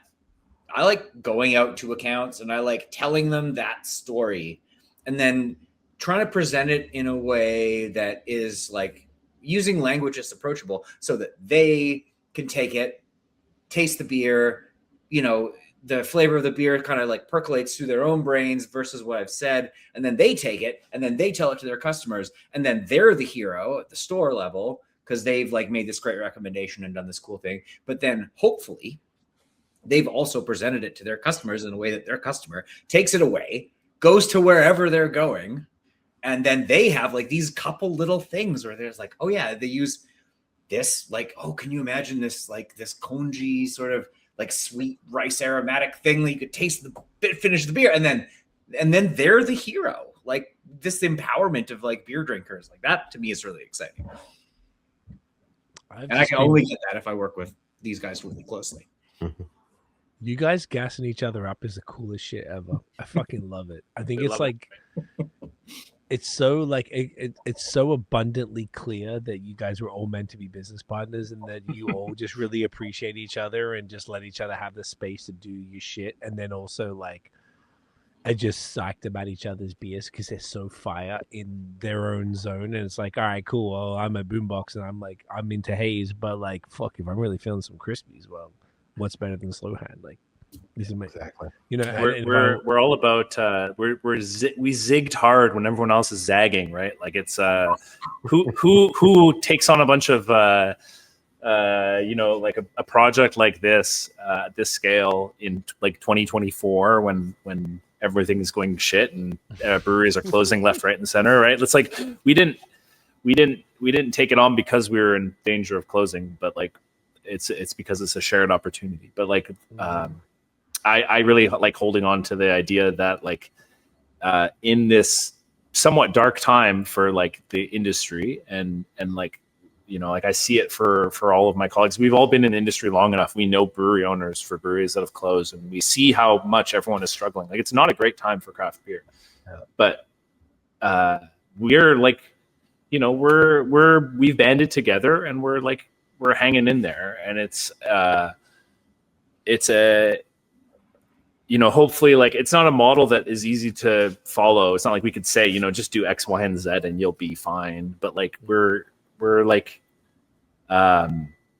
it's I don't it's hard to know it, like what I'm trying to say. It's like I like to think that it's like replicable. Like I know that people look to it as like an inspiring, like people look at us and be like, wow, those guys are killing it. Like what a like success story. And like I don't know if that's 100% true. We're all like, you know, every brewery is now? Yeah, that's it, right? Like but like I think that we're positioned a lot better than a lot of people, and it's because of this collaboration and sharing things, like, you know, sharing all the labor across things and having a lean as hell team of people who are just really good at what they do, and like across the board, right? Like not having you know, like it's just keeping things super lean and being able to work together to share such a large space to basically make the things we care about making is like, who could ask for more than that, right?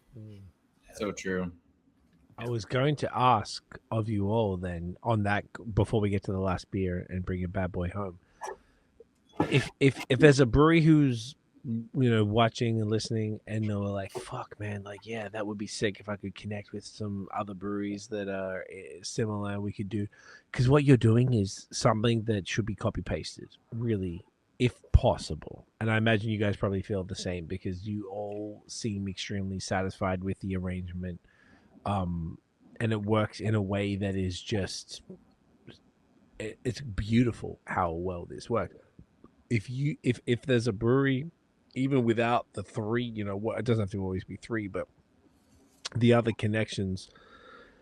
If there's one brewery who's like sees this and is inspired by Threefold and what you guys are doing, and we also need to talk about the taproom in a bit more detail because that's something we haven't done yet. And they were just like, "Oh fuck, man, I'd love to be able to do what these guys are doing." Like, was there any sort of like generic advice as to if there's one brewery who might do one particular thing well, just like the three of you guys who are typically drilled down on, a specific niche? Is there any advice that you could provide? I know this is a highly specific situation, and it might be a tough question. Is there anything you could say to somebody who might be looking at you guys and being like, I want to copy paste that in my city, town, whatever? I think it has to be authentic. I think to underestimate your customer and to think that they aren't able to pick out fakes is you gotta give them credit, even if every single one of them doesn't deserve it. Like, assume that your customer is savvy, assume that they have a good palate, and assume that they're looking for good iterations of the things that they like. I also think there's a huge amount of strength in specialization. I think the strength of all of our brands has stemmed from the fact that we are really good and really well known in what we do. I know I've said it a bunch in various ways throughout the pod here. Like, I think that it's in a loud beer marketplace, and even though there are breweries closing, there are still so many of them across the country. So many of them that are trying to do everything. I think it behooves you to pick the things that you're good at, that you love, and chase those things down. And if you want to take our business model, find people in your area who want to do things that are slightly different than you, or where there's a little bit less crossover, where there's shared passion, but it's like there's like the consumer ultimately gets like really great experience across styles. Yeah. That's good advice. The authenticity, as far as like, and that's what you three have. You have all in, and I fucking hate, like, I not hate that word, but it's so generic at this point.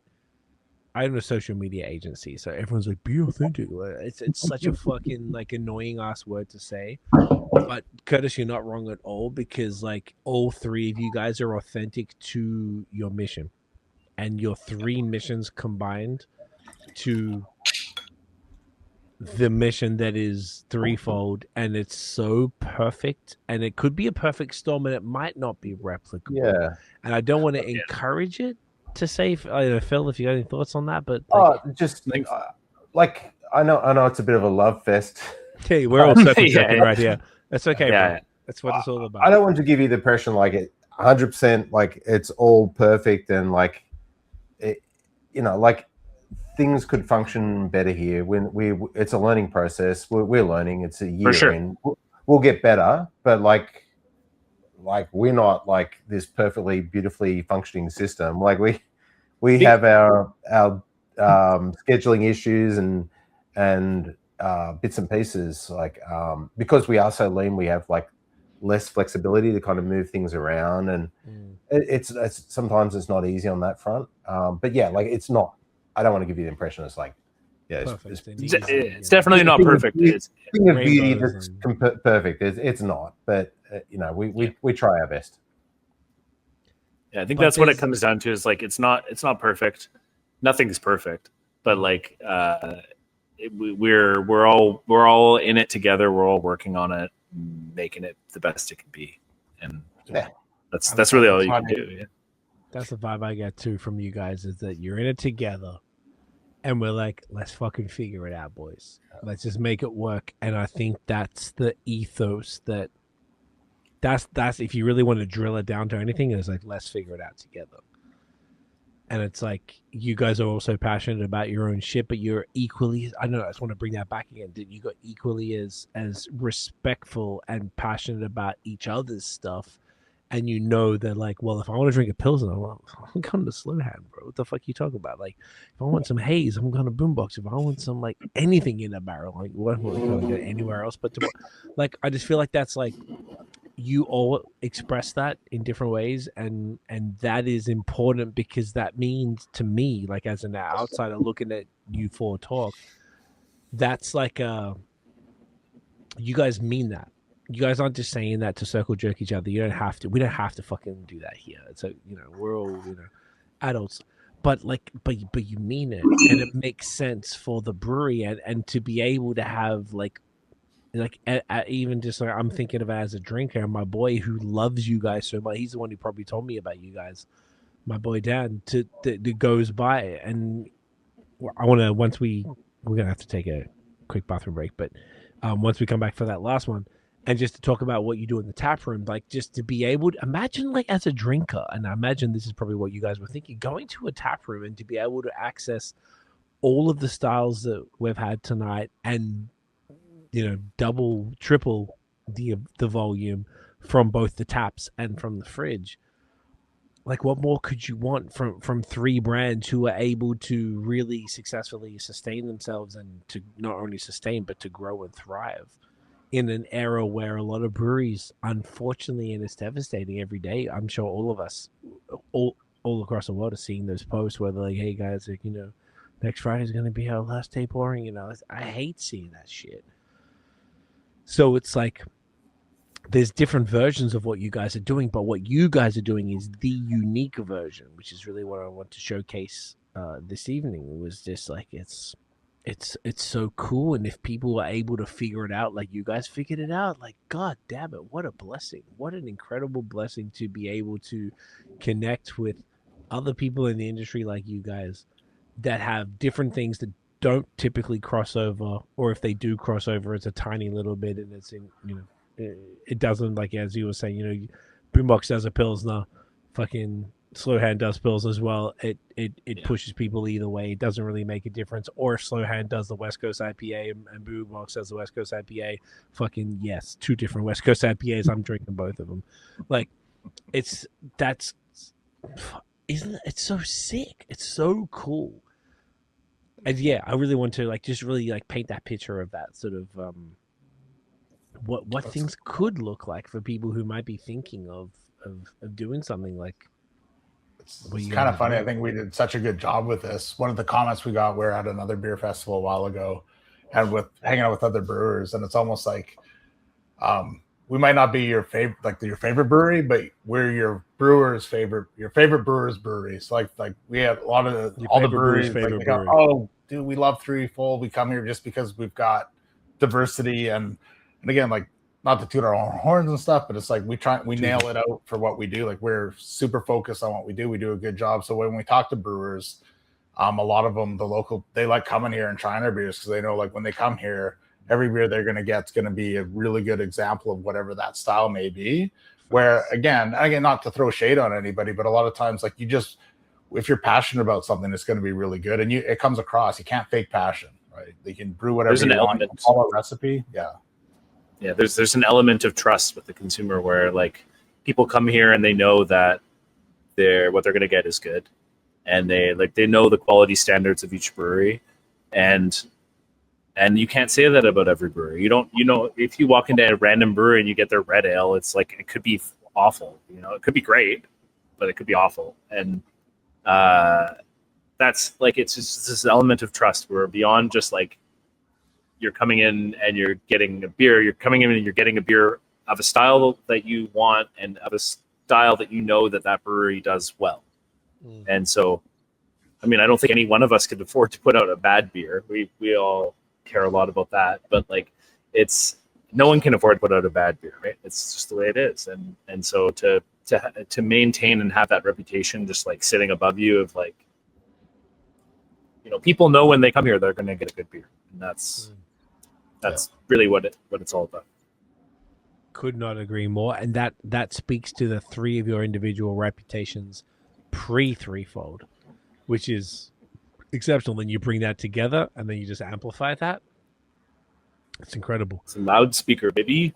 Let's fucking go. All right, let's take a quick break, and then we'll jump in that last one, and we'll bring this back. Slow Hand Pills, I think. Yes. Oh yeah, baby. Correct. Let's all right, fucking go grab one. Oh. And we're back. And it's time. Slow Hand Pilsner. We're bringing it home, ladies and gentlemen. Whoa. So this is I had this, looks like, when I had, this is February 2021. How would I have had that? Oh, they must have shipped it to me. Because that would have been, nobody would have visited. This is your flagship beer, Kurtis. Is that correct? It is. And for the first couple of years of our life, from 2017 to 2019, it was the only beer that we made. Okay. We, again, like kind of going back to what I was talking about earlier, sitting at the Drake, drinking something else, just like kind of wishing that it was a Pilsner, paying attention a little bit to what was happening in the West Coast beer scene, which at the time was basically the like global, like this was what was happening in the world of beer at that time, was kind of Portland. And seeing that like Freem's Pilsner, through all of the amazing beers that they made, that was the beer that they were getting the most press for. Tasting like Breakside's Pilsner, and I worked with the guys at Upright, and Alex's Engelberg Pilsner was one of the beers that won the like Portland Brewers Awards like all the time. It's like, well, if the most advanced or most like at the front of the curve beer palettes in our geographic area were like gravitating towards these styles of beer, we knew that BC beer drinkers would eventually get there too. And we were there. Chris and I were there. We wanted hoppy lager, crisp, bright, clear, easy drinking, interesting beer. And at the time, in 2017, there were very few really, truly great BC Pilsners. The ones that sort of stand out to me, Persephone did a single hop Amarillo Pilsner once a year. Fantastic beer. Moon Underwater, which is transitioned into a different name now. Their Potts Pills at times was really fantastic. It wasn't always great. When it was great, it was fucking great. And it wasn't great, it was like pretty run of the mill. And so we wanted to just have this like consistently widely available hoppy European inspired lager. But what makes our beer really cool is that we use hops that are more typical to the Pacific Northwest. We use Sterling and Centennial. Centennial is beautiful because it is floral and orange blossomy, and it presents this really lovely like citrus, but not like citrus juice or citrus fruit. There's like citrus adjacent, which is really cool. And then Sterling is a crossbreed of Zaz and Cascade, I think. And so it's like citrusy, New World, and really herbal. It's like the ultimate lagering hop. And that combination to me just really struck me as like the right one. And that worked well. To this day, it's my favorite beer that we make. It gives me everything that I want in a beer. It's like a little bit bitter. It's a little bit fruity. It's like, it's structured. It is like there's this great like biscuity, honey veiled maltiness that's like sweet, but it's not just sweet. It's bitter, but it's not just bitter. It's fruity, but it's not just fruity. I don't know. It's still my absolute favorite one. And I'm so like proud to say that it is also a beer that we make with ingredients that are grown and processed within 80 kilometers of our brewery. Like we get ingredients for this. The malt comes from just north of Victoria on the island. The hops come from Abbotsford.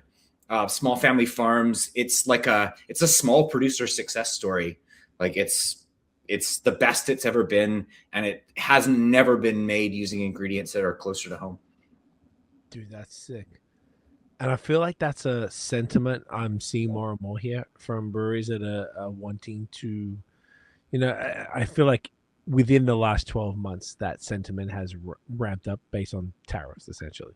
But also that kind of Canadian pride, be like, you know what? Well, all right, if shit's going to cost me more to get it from south of the border, what can we do here? And this style lends itself very, very well. Obviously, for the Boombox, the haze and stuff, like, dog, there's nothing you can do aside from go to New Zealand, I guess. But it's hard to get those hops. Like for us, and I got to say, like this, our desire to make this beer a hyper local beer is years in the making, well before tariffs. Like what really inspired us to look closer in our own backyard was in, oh gosh, was it 2021 or 2022? There was like a massive, the first that we'd experienced of this atmospheric river, this huge rainstorm. And we're used to rain here. We get a lot of it. There was this rainstorm that would like end all rainstorms, and it flooded the Fraser Valley to the point where it was impassable basically by vehicles. So we couldn't get any grains from the Peace. We couldn't get any grains from the prairies. We couldn't get any grains that landed on the east coast of the country from Europe and then were shipped. Like it was shut the fuck down. And what we saw was like, okay, well, we're in super fertile, the Salish Sea Basin that we're in here, which kind of goes from maybe up like past sort of Powell River and on the island, like down around the peninsula, the Skagit Peninsula, I think they call it, down to the US. Like that is all this big, beautiful, fertile, like basin of like this incredible farmland. And so at that point, when our malt, because we're not, doing a lot of super hop focused beers, malt for us is like crucially important. When our supply of malt was threatened, we started looking closer to home, and we started working with these guys called Skagit Valley Malting, and they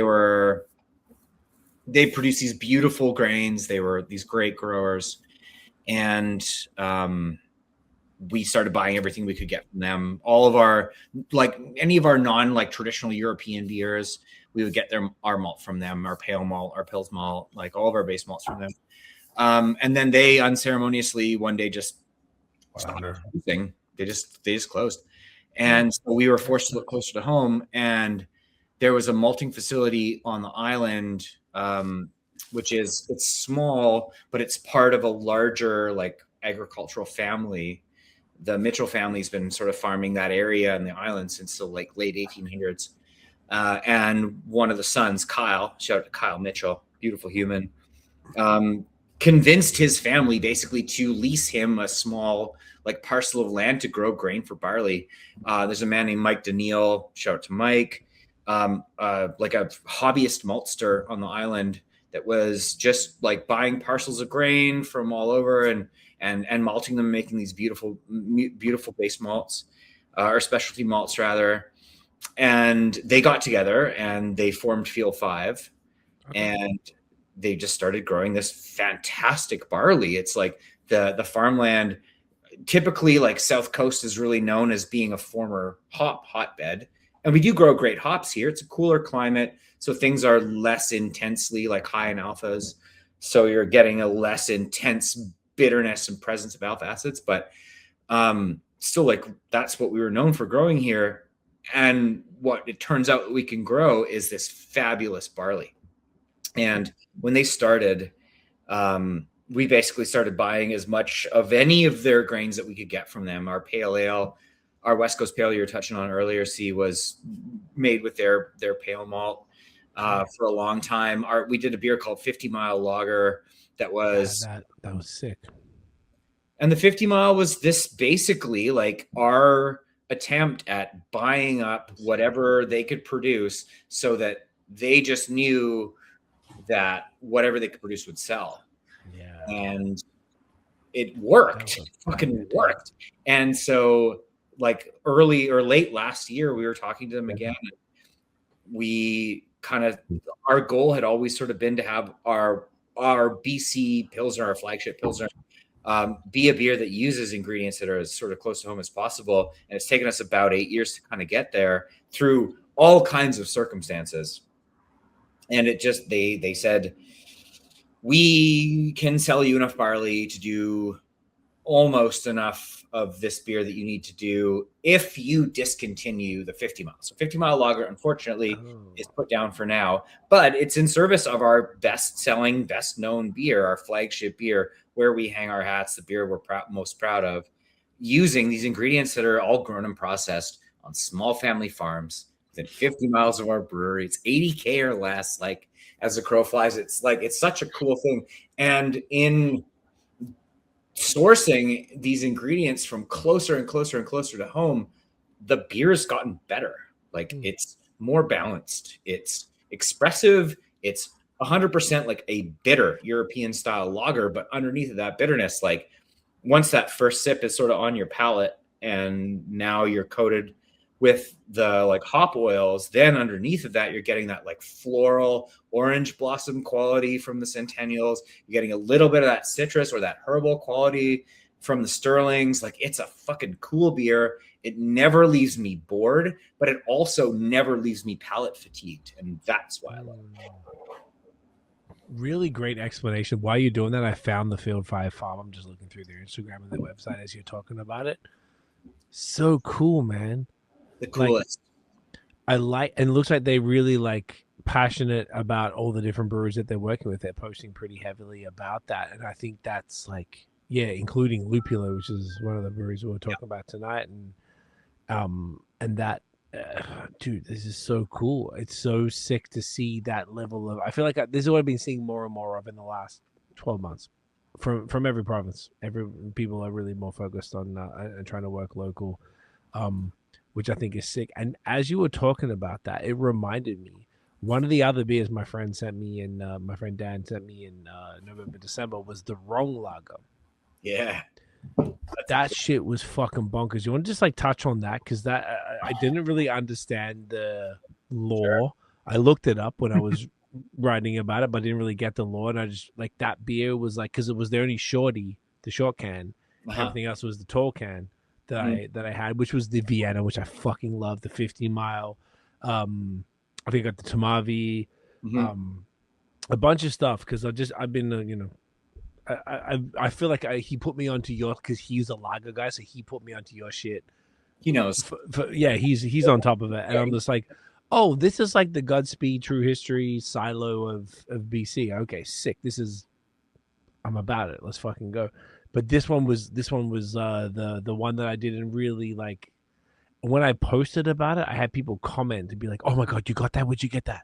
Like people were excited, and I didn't really understand it. So maybe I feel like this is a good opportunity just to explain that particular beer.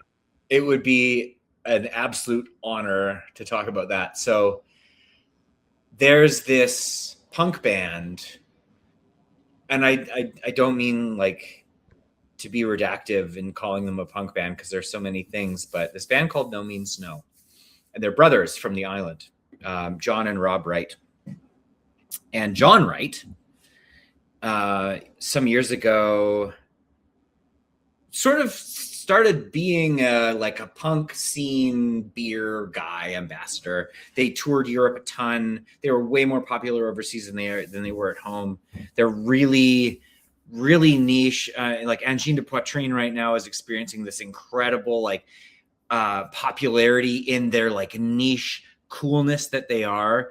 And I think like 35 years ago, that's sort of like what No Means No experienced. They blended jazz and like all these sort of alternative musics and weird time signatures with punk music. And it was raw and it was real and it was really, really cool.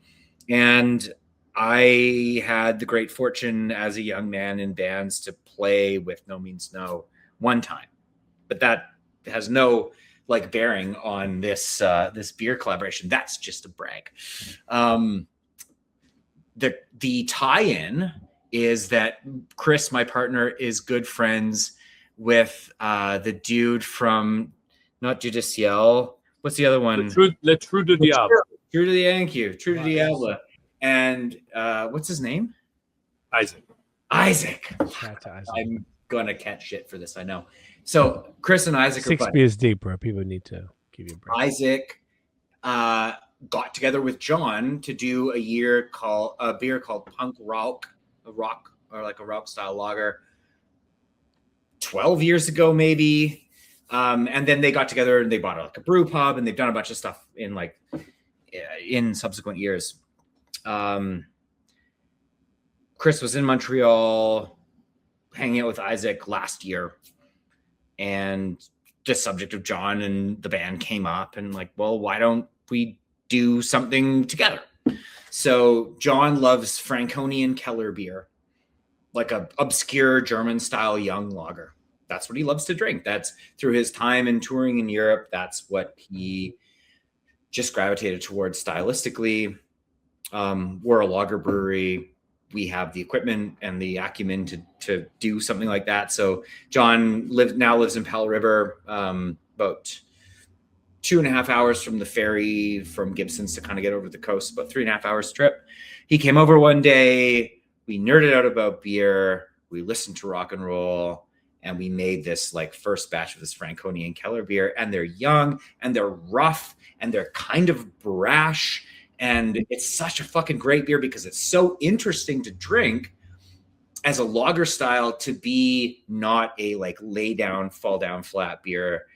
And not even like a lot of the other lagers that we make, which are characterful, but sort of like approachable. This is a pretty bold beer. Like it's pretty hoppy. And because it's young, there's a lot of grain characteristic to it. There's a lot more depth and complexity to it, which is like so cool.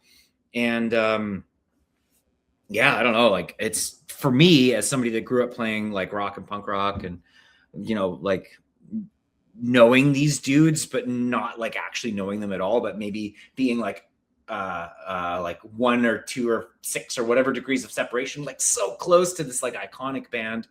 Then to be able in my like later life through beer to be able to like get together, make this killer beer. I wish I had one here. It's like the Wrong Lager, like Wrong is their sort of their best known album. It's like, if you are punk rock Canadian aware, you would absolutely recognize the iconography of the label. Yeah. And at the end of the day, the beer is just really, really good. That's a feather for my cap for sure. And for Chris's, I'm sure as well. But like, that's like in the Slow Hand stable of beers. That's one of the ones. Yeah, that's it. So it's like, you can see like even just the color of the beer, there's like Vienna malt in there, there's Pilsner malt in there. It's like, it's big, it's rich, and it's like grainy, like really grainy without being super sweet. And it's nice and hoppy.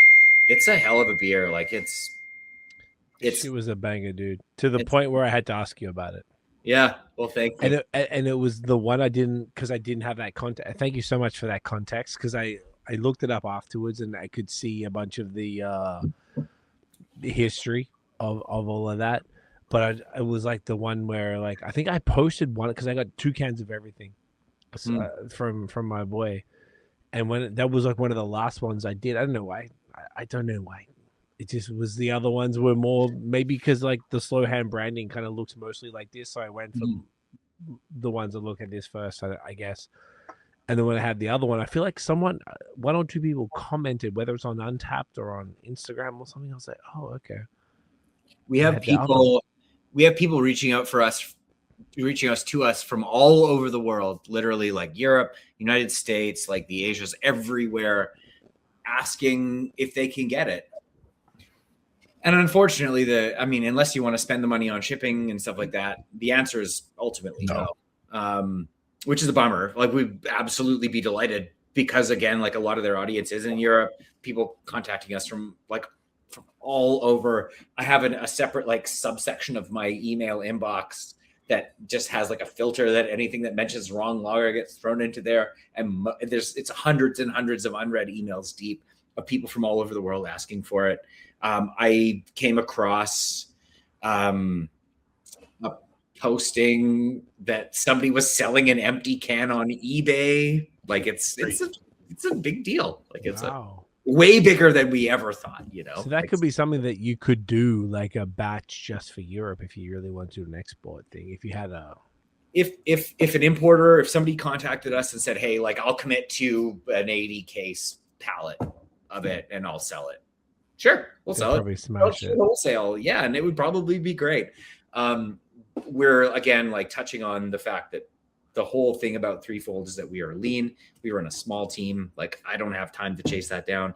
I have no idea who I would even contact about like European export, you know. But if anybody is listening and they want it potentially to like bring a bunch of this in to distribute across Europe when the band is actually on tour in May, because this is April 1st, you know, April 2nd now.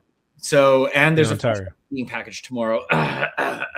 Anyway, like all of that being said, like it's a super fun project. It's a great beer. It's right up our alley.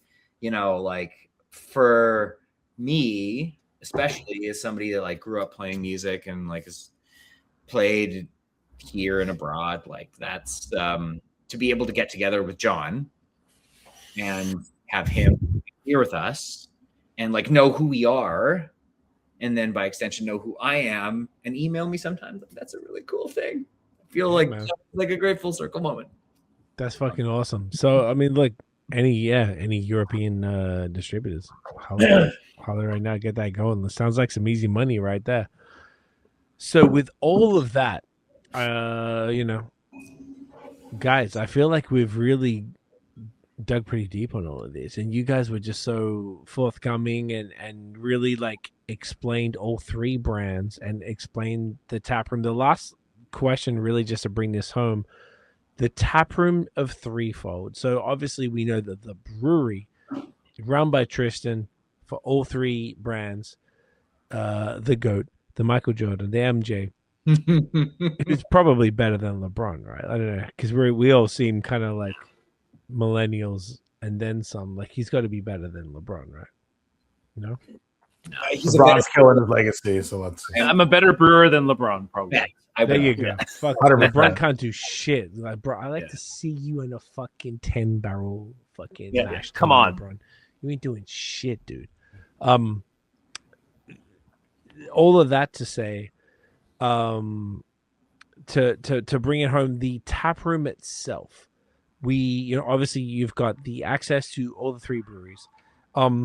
What is there? Are there any other features of the taproom that we should highlight just to bring it home, just to know what people, if they're going to come through and they're going to experience Boombox, they're going to experience Temporal, they're going to experience Slow Hand, like what else? You know, I imagine there's Pizza. like food and Pizza.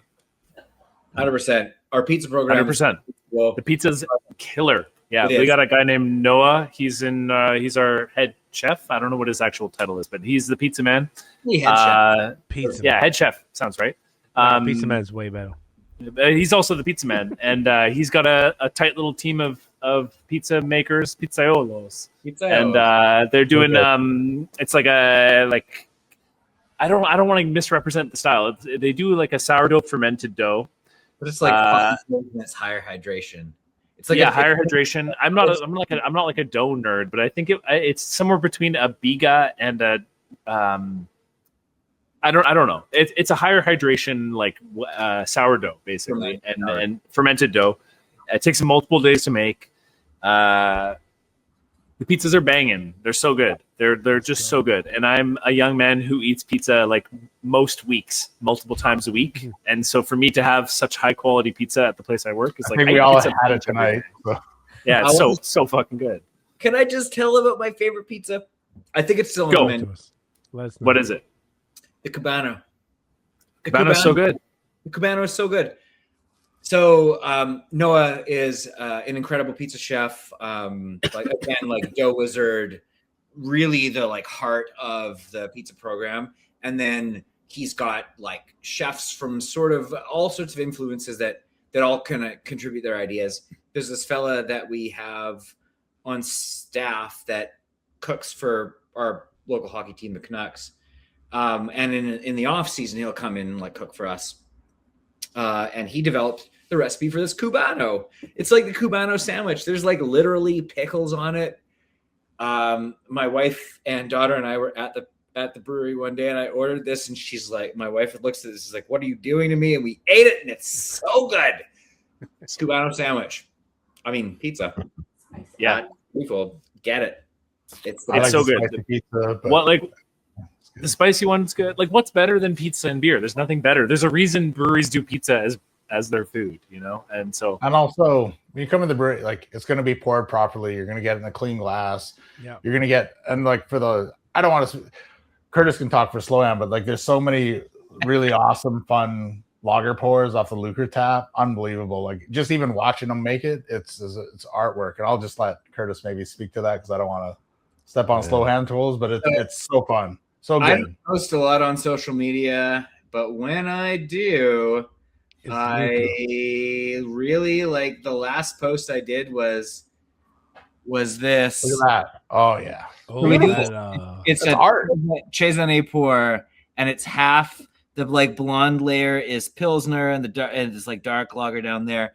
And this is the beauty of these Lucre taps. Like, what I think part of what makes the Threefold tap room a really incredible thing is that you can come into it and not only experience 3 different world-class breweries tackling like their styles that they're really good at, but also what the kind of goal is to present a global beer drinking experience under one roof.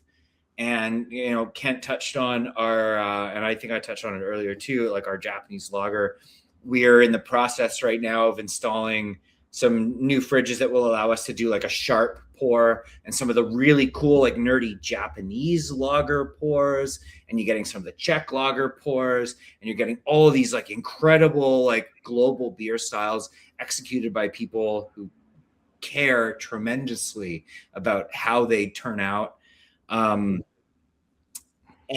we also like support our local beer community. Like, you guys had Miguel on, and we're the Vancouver satellite location for Changing Colors. And we have, you know, like these, our bar manager is this awesome cocktail bartender. So we have these like great batch cocktails available. We have a small curated wine list.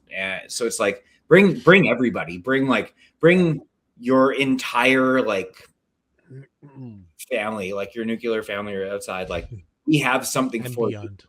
Really cool non-alc options, really great food. It's a friendly, warm, beautiful room that just feels nice to be in.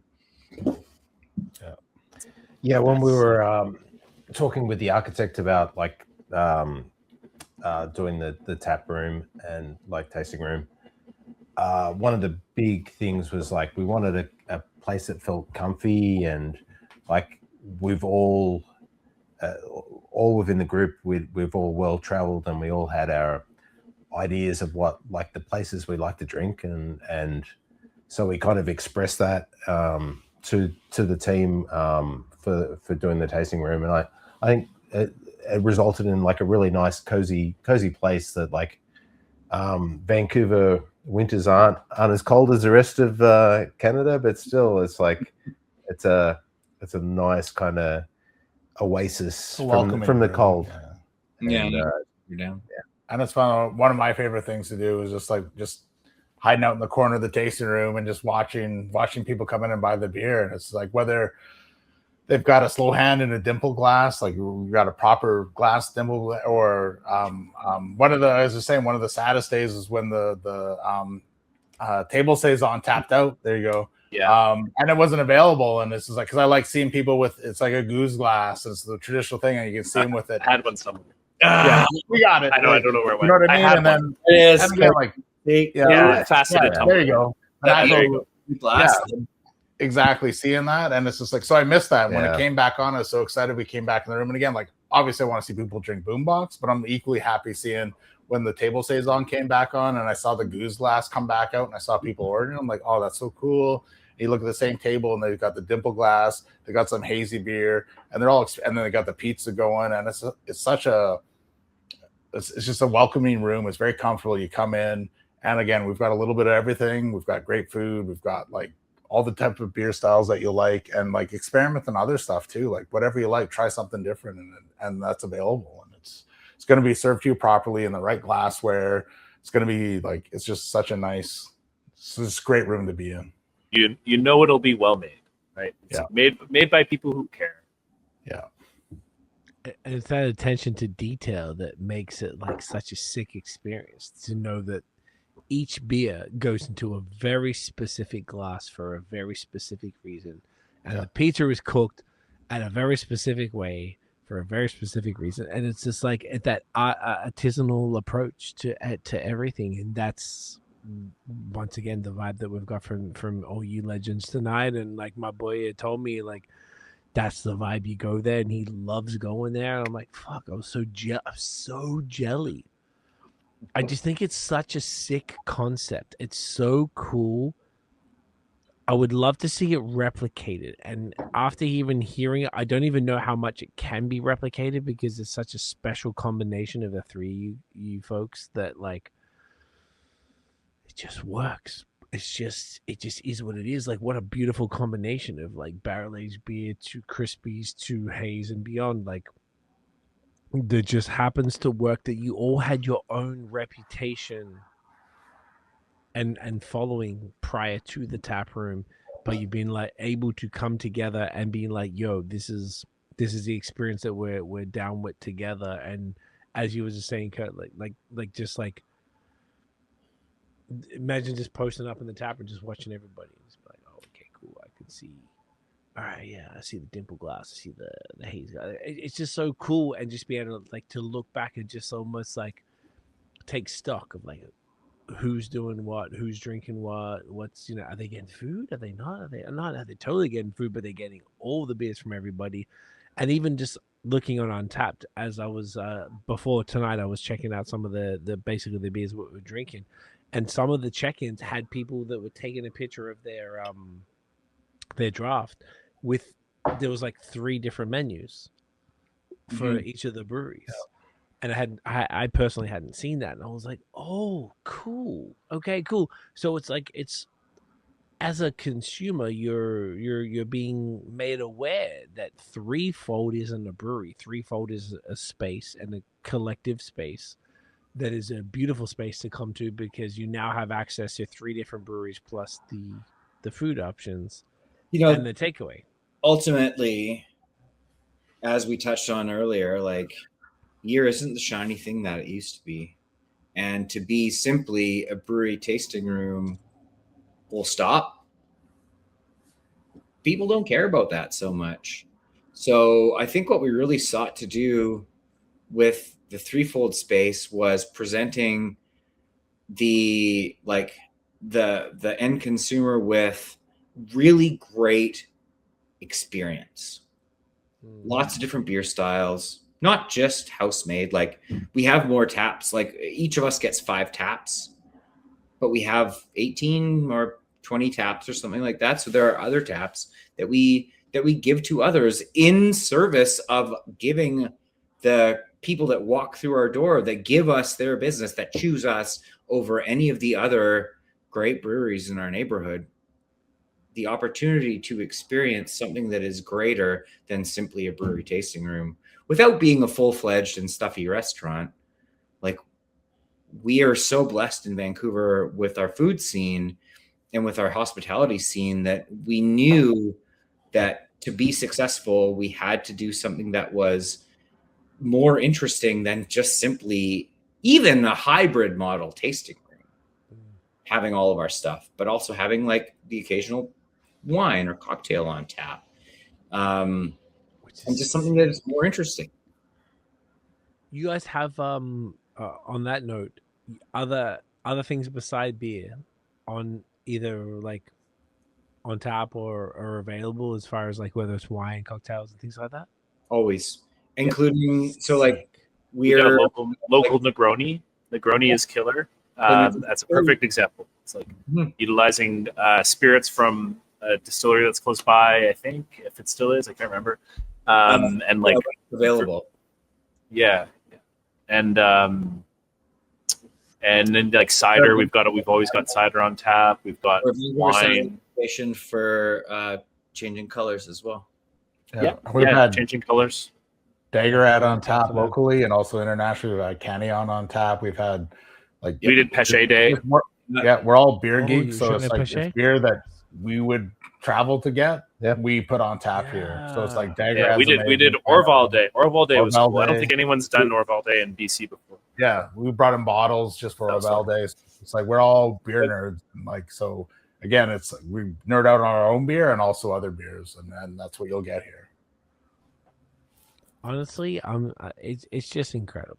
It's the coolest fucking shit. I'm on your website right now looking at all of this stuff and like looking at the food and the different taps and the fact that you have Miguel, like you have that permanent tap. I remember seeing that actually after talking to Miguel, like you have that permanent changing colors tap because they're essentially a gypsy / contract brewery. They're nomadic. In a way, as we all kind of started, like that's the beautiful way of paying back. We've experienced the success we've experienced because we've just basically been stubbornly like nose to the grindstone doing it. And Miguel's starting out, launching his killer brand, making these phenomenal, like envelope pushing, modern, beautiful beers. And so like we'll happily like put their shit on tap. And like the cat from Mountain View in Sho Ogawa. Oh yeah, what a guy. So like really cool, like farmhouse brewer, like really, really neat stuff. Like not just having it be focused exclusively on the stuff that's made in house, but it's stuff that also is cool that people who would come to our house to drink our beer would also be really stoked about. So you guys are so unselfish that you're willing to just make the best possible experience for folks who come to Threefold. Or we're so selfish, we want to have the best beer you can possibly buy in the Lower Mainland and have it here. So I'd say it's the opposite. I think we're selfish. I'm too lazy to try and. I know what I like. If I can get them to send in Langley to get beer, I want it here. Yeah, if I can get them to send me a couple of cases of Orval, I'll get them to send me a couple. We'll happily drink it in the tasting room. I'll be more than happy to consume it here. So I'd say we're selfish, but look, man, if that selfishness results in what the fuck you're doing, what a beautiful thing, guys. Never wants to send us a keg, we'll take it. I don't know. Yeah. And then on that note, so it's you guys are able to showcase beers from elsewhere. Are you able to? Is there like, and I don't know, and I'm asking this probably from an Ontario perspective because I just don't know what the restrictions are. If there's a brewery, say whatever, we've talked about different ones in Ontario and Quebec, if they wanted to send you a keg, is that a whole thing? I know we're about to change. It's a whole thing. Okay, cool. It can happen. It can happen, but depends we on see the it province. happen. Yeah, it can be very, very hard, or it can be depends on the province. But a lot of these from Ontario and Quebec aren't easy. Ontario is very difficult. Understood. Pain in the dick hole. There was just a thing here. The reason I mentioned it was they just, I don't know if you saw it, like Doug Ford from Ontario signed a deal with the homeboy at Nova Scotia. So a bunch of Ontario breweries can now ship to Nova Scotia, and I believe vice versa. Yeah. But we need that times every province. Oh, it's with so every dumb. other province. It's so fucking stupid that that's not a thing already. Like it is harder to get, or it's as hard to get beer from Quebec into BC as it is to get beer from Germany to BC, or to get beer from the States to BC. It's fucking ridiculous. It's actually absurd. Nothing pisses me off more than the strange, antiquated bullshit that has no reason to exist, but results in just a stifling of expansion for breweries. It is easier for us to sell beer in Tokyo than it is in Toronto. I can get beer to sell in Tokyo or even Germany, like Japan. I make so much more money. Forget about it. Yeah, I make so much more money selling beer to the Netherlands than I do selling beer to Alberta, and that's because of the Alberta government. It's not because of the Netherlands government being nice to me. It's just because of the Alberta government and the federal Canadian government and their antiquated liquor laws. It's crazy. Sorry, I feel like we're heated. I get No, heated let it about rip. this. I feel Let strong, it I feel rip. strong That's about a it. whole other conversation. Yeah, We can spend it's a whole. hours. I could talk about that for hours, but it's We have- hopefully changing soon. I know. Hopefully changing soon. We have industry they- people listening, so the Yeah, fact yeah. that you guys get if there's someone from the liquor board listening, like fuck off, please, like Yeah, figure it because out. like that is it's ridiculous. It's just It is. ridiculous that it's ridiculous that it's harder to Why get is it beer so from. difficult? It's so difficult for no reason, and it's the only reason is like there's weird protectionist stuff with the wine industry, and they want to try and From- support their own provincial government, provincial suppliers, but it doesn't mean like it's just ridiculous. Anyway, It's from sorry. Prohibition, if I'm not mistaken. When I lived in Montreal, I remember the law that was fucking everything up in Quebec was from 1928. Yeah. And I'm like, this is obscene. Even in Quebec, I couldn't get weed gummies. But I move here to Ontario, I can get weed gummies. But they're even to this day, you still can't buy Still weed can't, gummies yeah. for the SQDC. I can get marijuana delivered to my fucking door, but I can't get Slow Hand Boombox or Temporal beer delivered to my door here in Hamilton. That is the most obscene, ridiculous thing, and every politician should slap themselves in the fucking face. It is so Right across the face. absolutely ridiculous.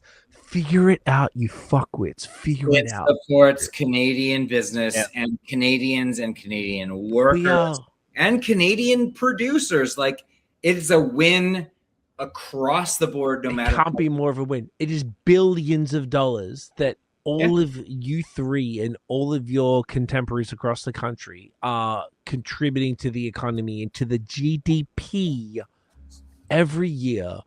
Yet these fucktards can't figure out how to allow BC breweries to ship to Newfoundland and vice versa, and all the different everything in between.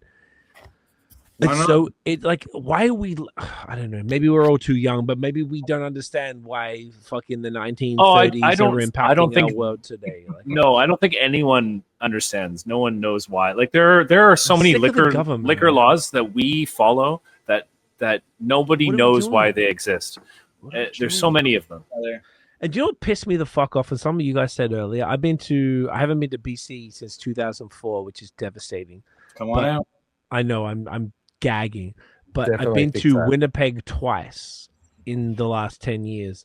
And in Winnipeg, they had everything. They had BC shit, they had Alberta shit, they had stuff from out here.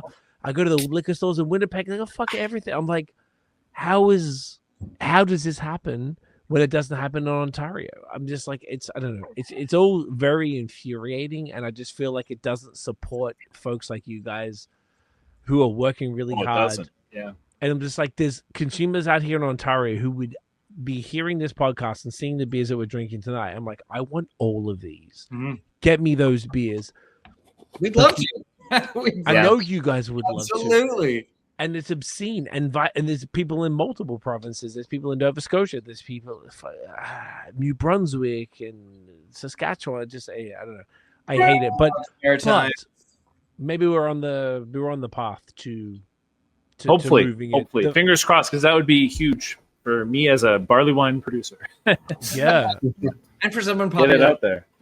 yeah. I And was Fred gonna would say, love it. Fred will buy it all. all It of would we would love that, like, and just to see, like, okay, obviously there's this big love for local. I touched on it, like, my Pilsner is a beer that I love.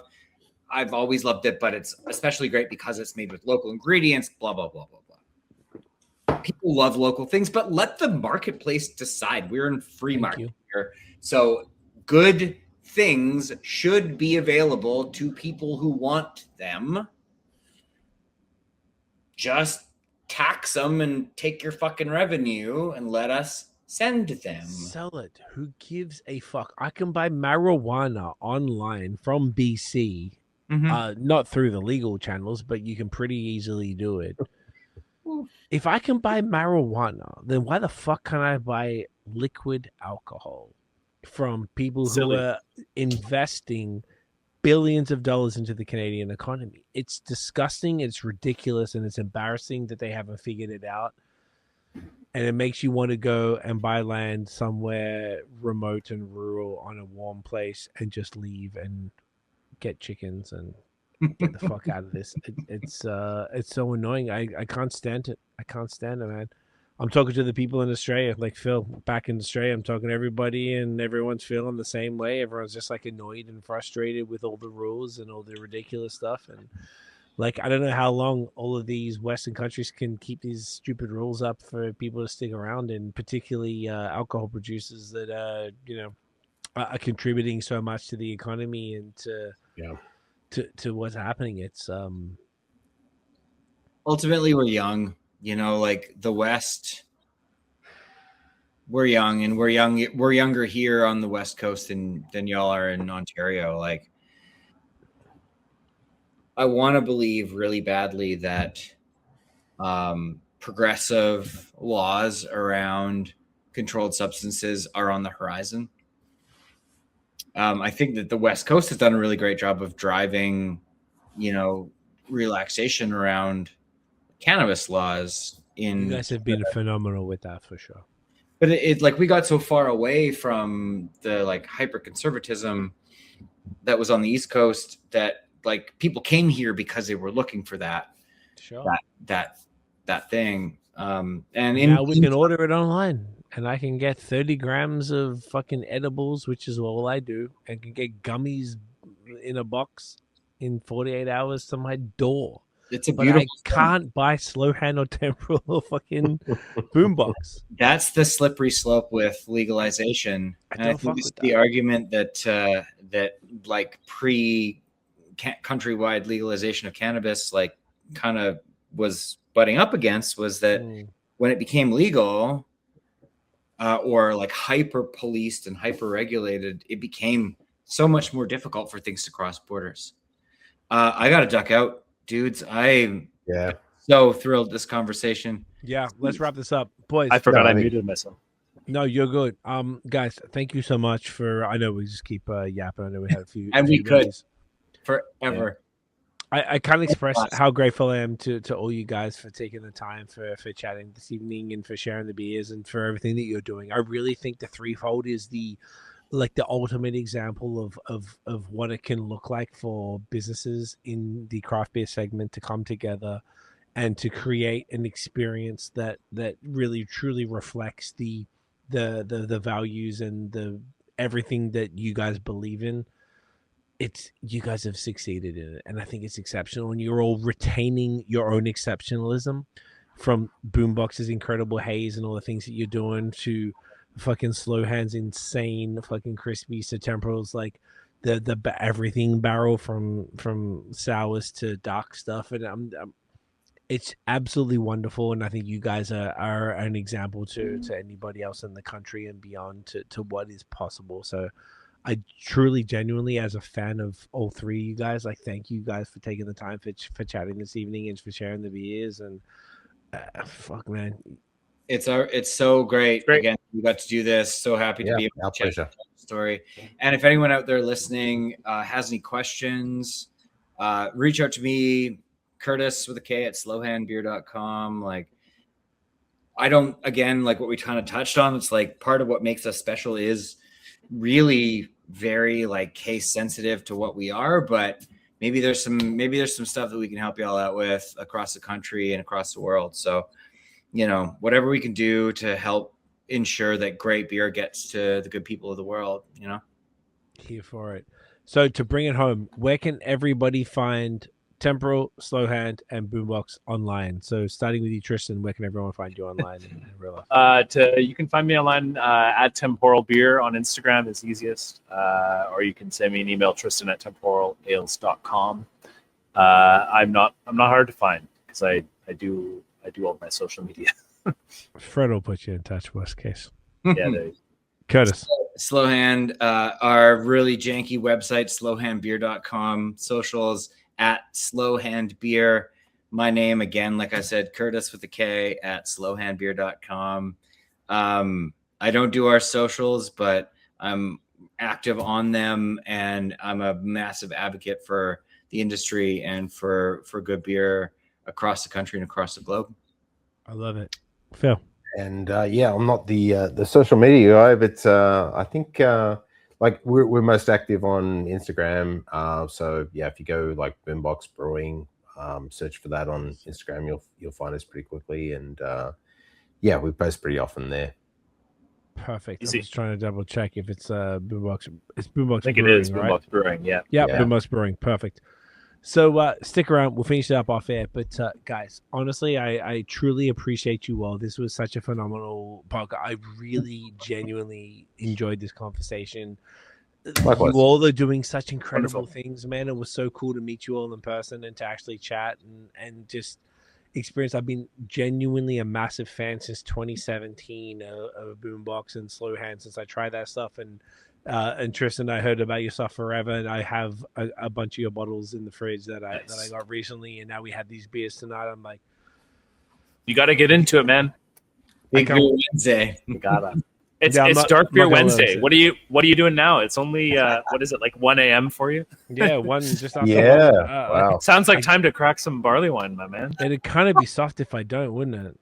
Yeah, Fuck, you're right. That's a good bullying. Great bullying. Yeah, I yeah. appreciate it. Ah, my pleasure. Where we're from, that's how we fucking get down, brother. I appreciate you. But no, like I can't express. I'm just such a fan of everything you guys are doing, and thank you guys for just explaining it and just letting people know what it is that you guys do. And you know, My pleasure. fuck, man. If people are out in Vancouver, where is Threefold, by the way? Where can everybody come to Threefold? 1507 Powell Street. Yeah, 1507 Pal. Big yellow building. Can't miss us. POWELL. Yeah. And it's Threefold. Is it Threefold dot beer or Threefold beer on Instagram? Threefold beer, no dot on Instagram. No dot everywhere. Yeah. And Yeah, should be. to find out exactly what you guys are doing, to come through the tap room, to try all three breweries, to get that pizza and just have a fucking incredible experience. If you're in Vancouver and you got a short amount of time, if you got a long amount of time, either way, get the fuck down and try the goats. It's incredible. Stick around. We'll finish this up off air, but gentlemen, I truly can't thank you enough. This was an honor and a pleasure, and I appreciate you all immensely. This meant a lot to me personally, and I can't express how much I appreciate you guys taking the time to chat about everything you guys did. And if I wasn't a fan, if I wasn't already a massive ass fan beforehand, I'm even more so of all three of your brands. And this shit is incredible, guys. Thank you so much for watching and listening. If you enjoyed the episode, smash a thumbs up, hit subscribe below, hit that notification bell so you know when the new drops. Follow us everywhere at BAOS Podcast. Check it out from audio, Spotify, Apple Podcasts. Give us 5 stars. Not for me, goddammit, but for Boombox, Slow Hand, and motherfucking Temporal. For Vancouver craft beer, give us that 5 stars, goddammit. And we'll see y'all in the next one. Cheers, all. Peace.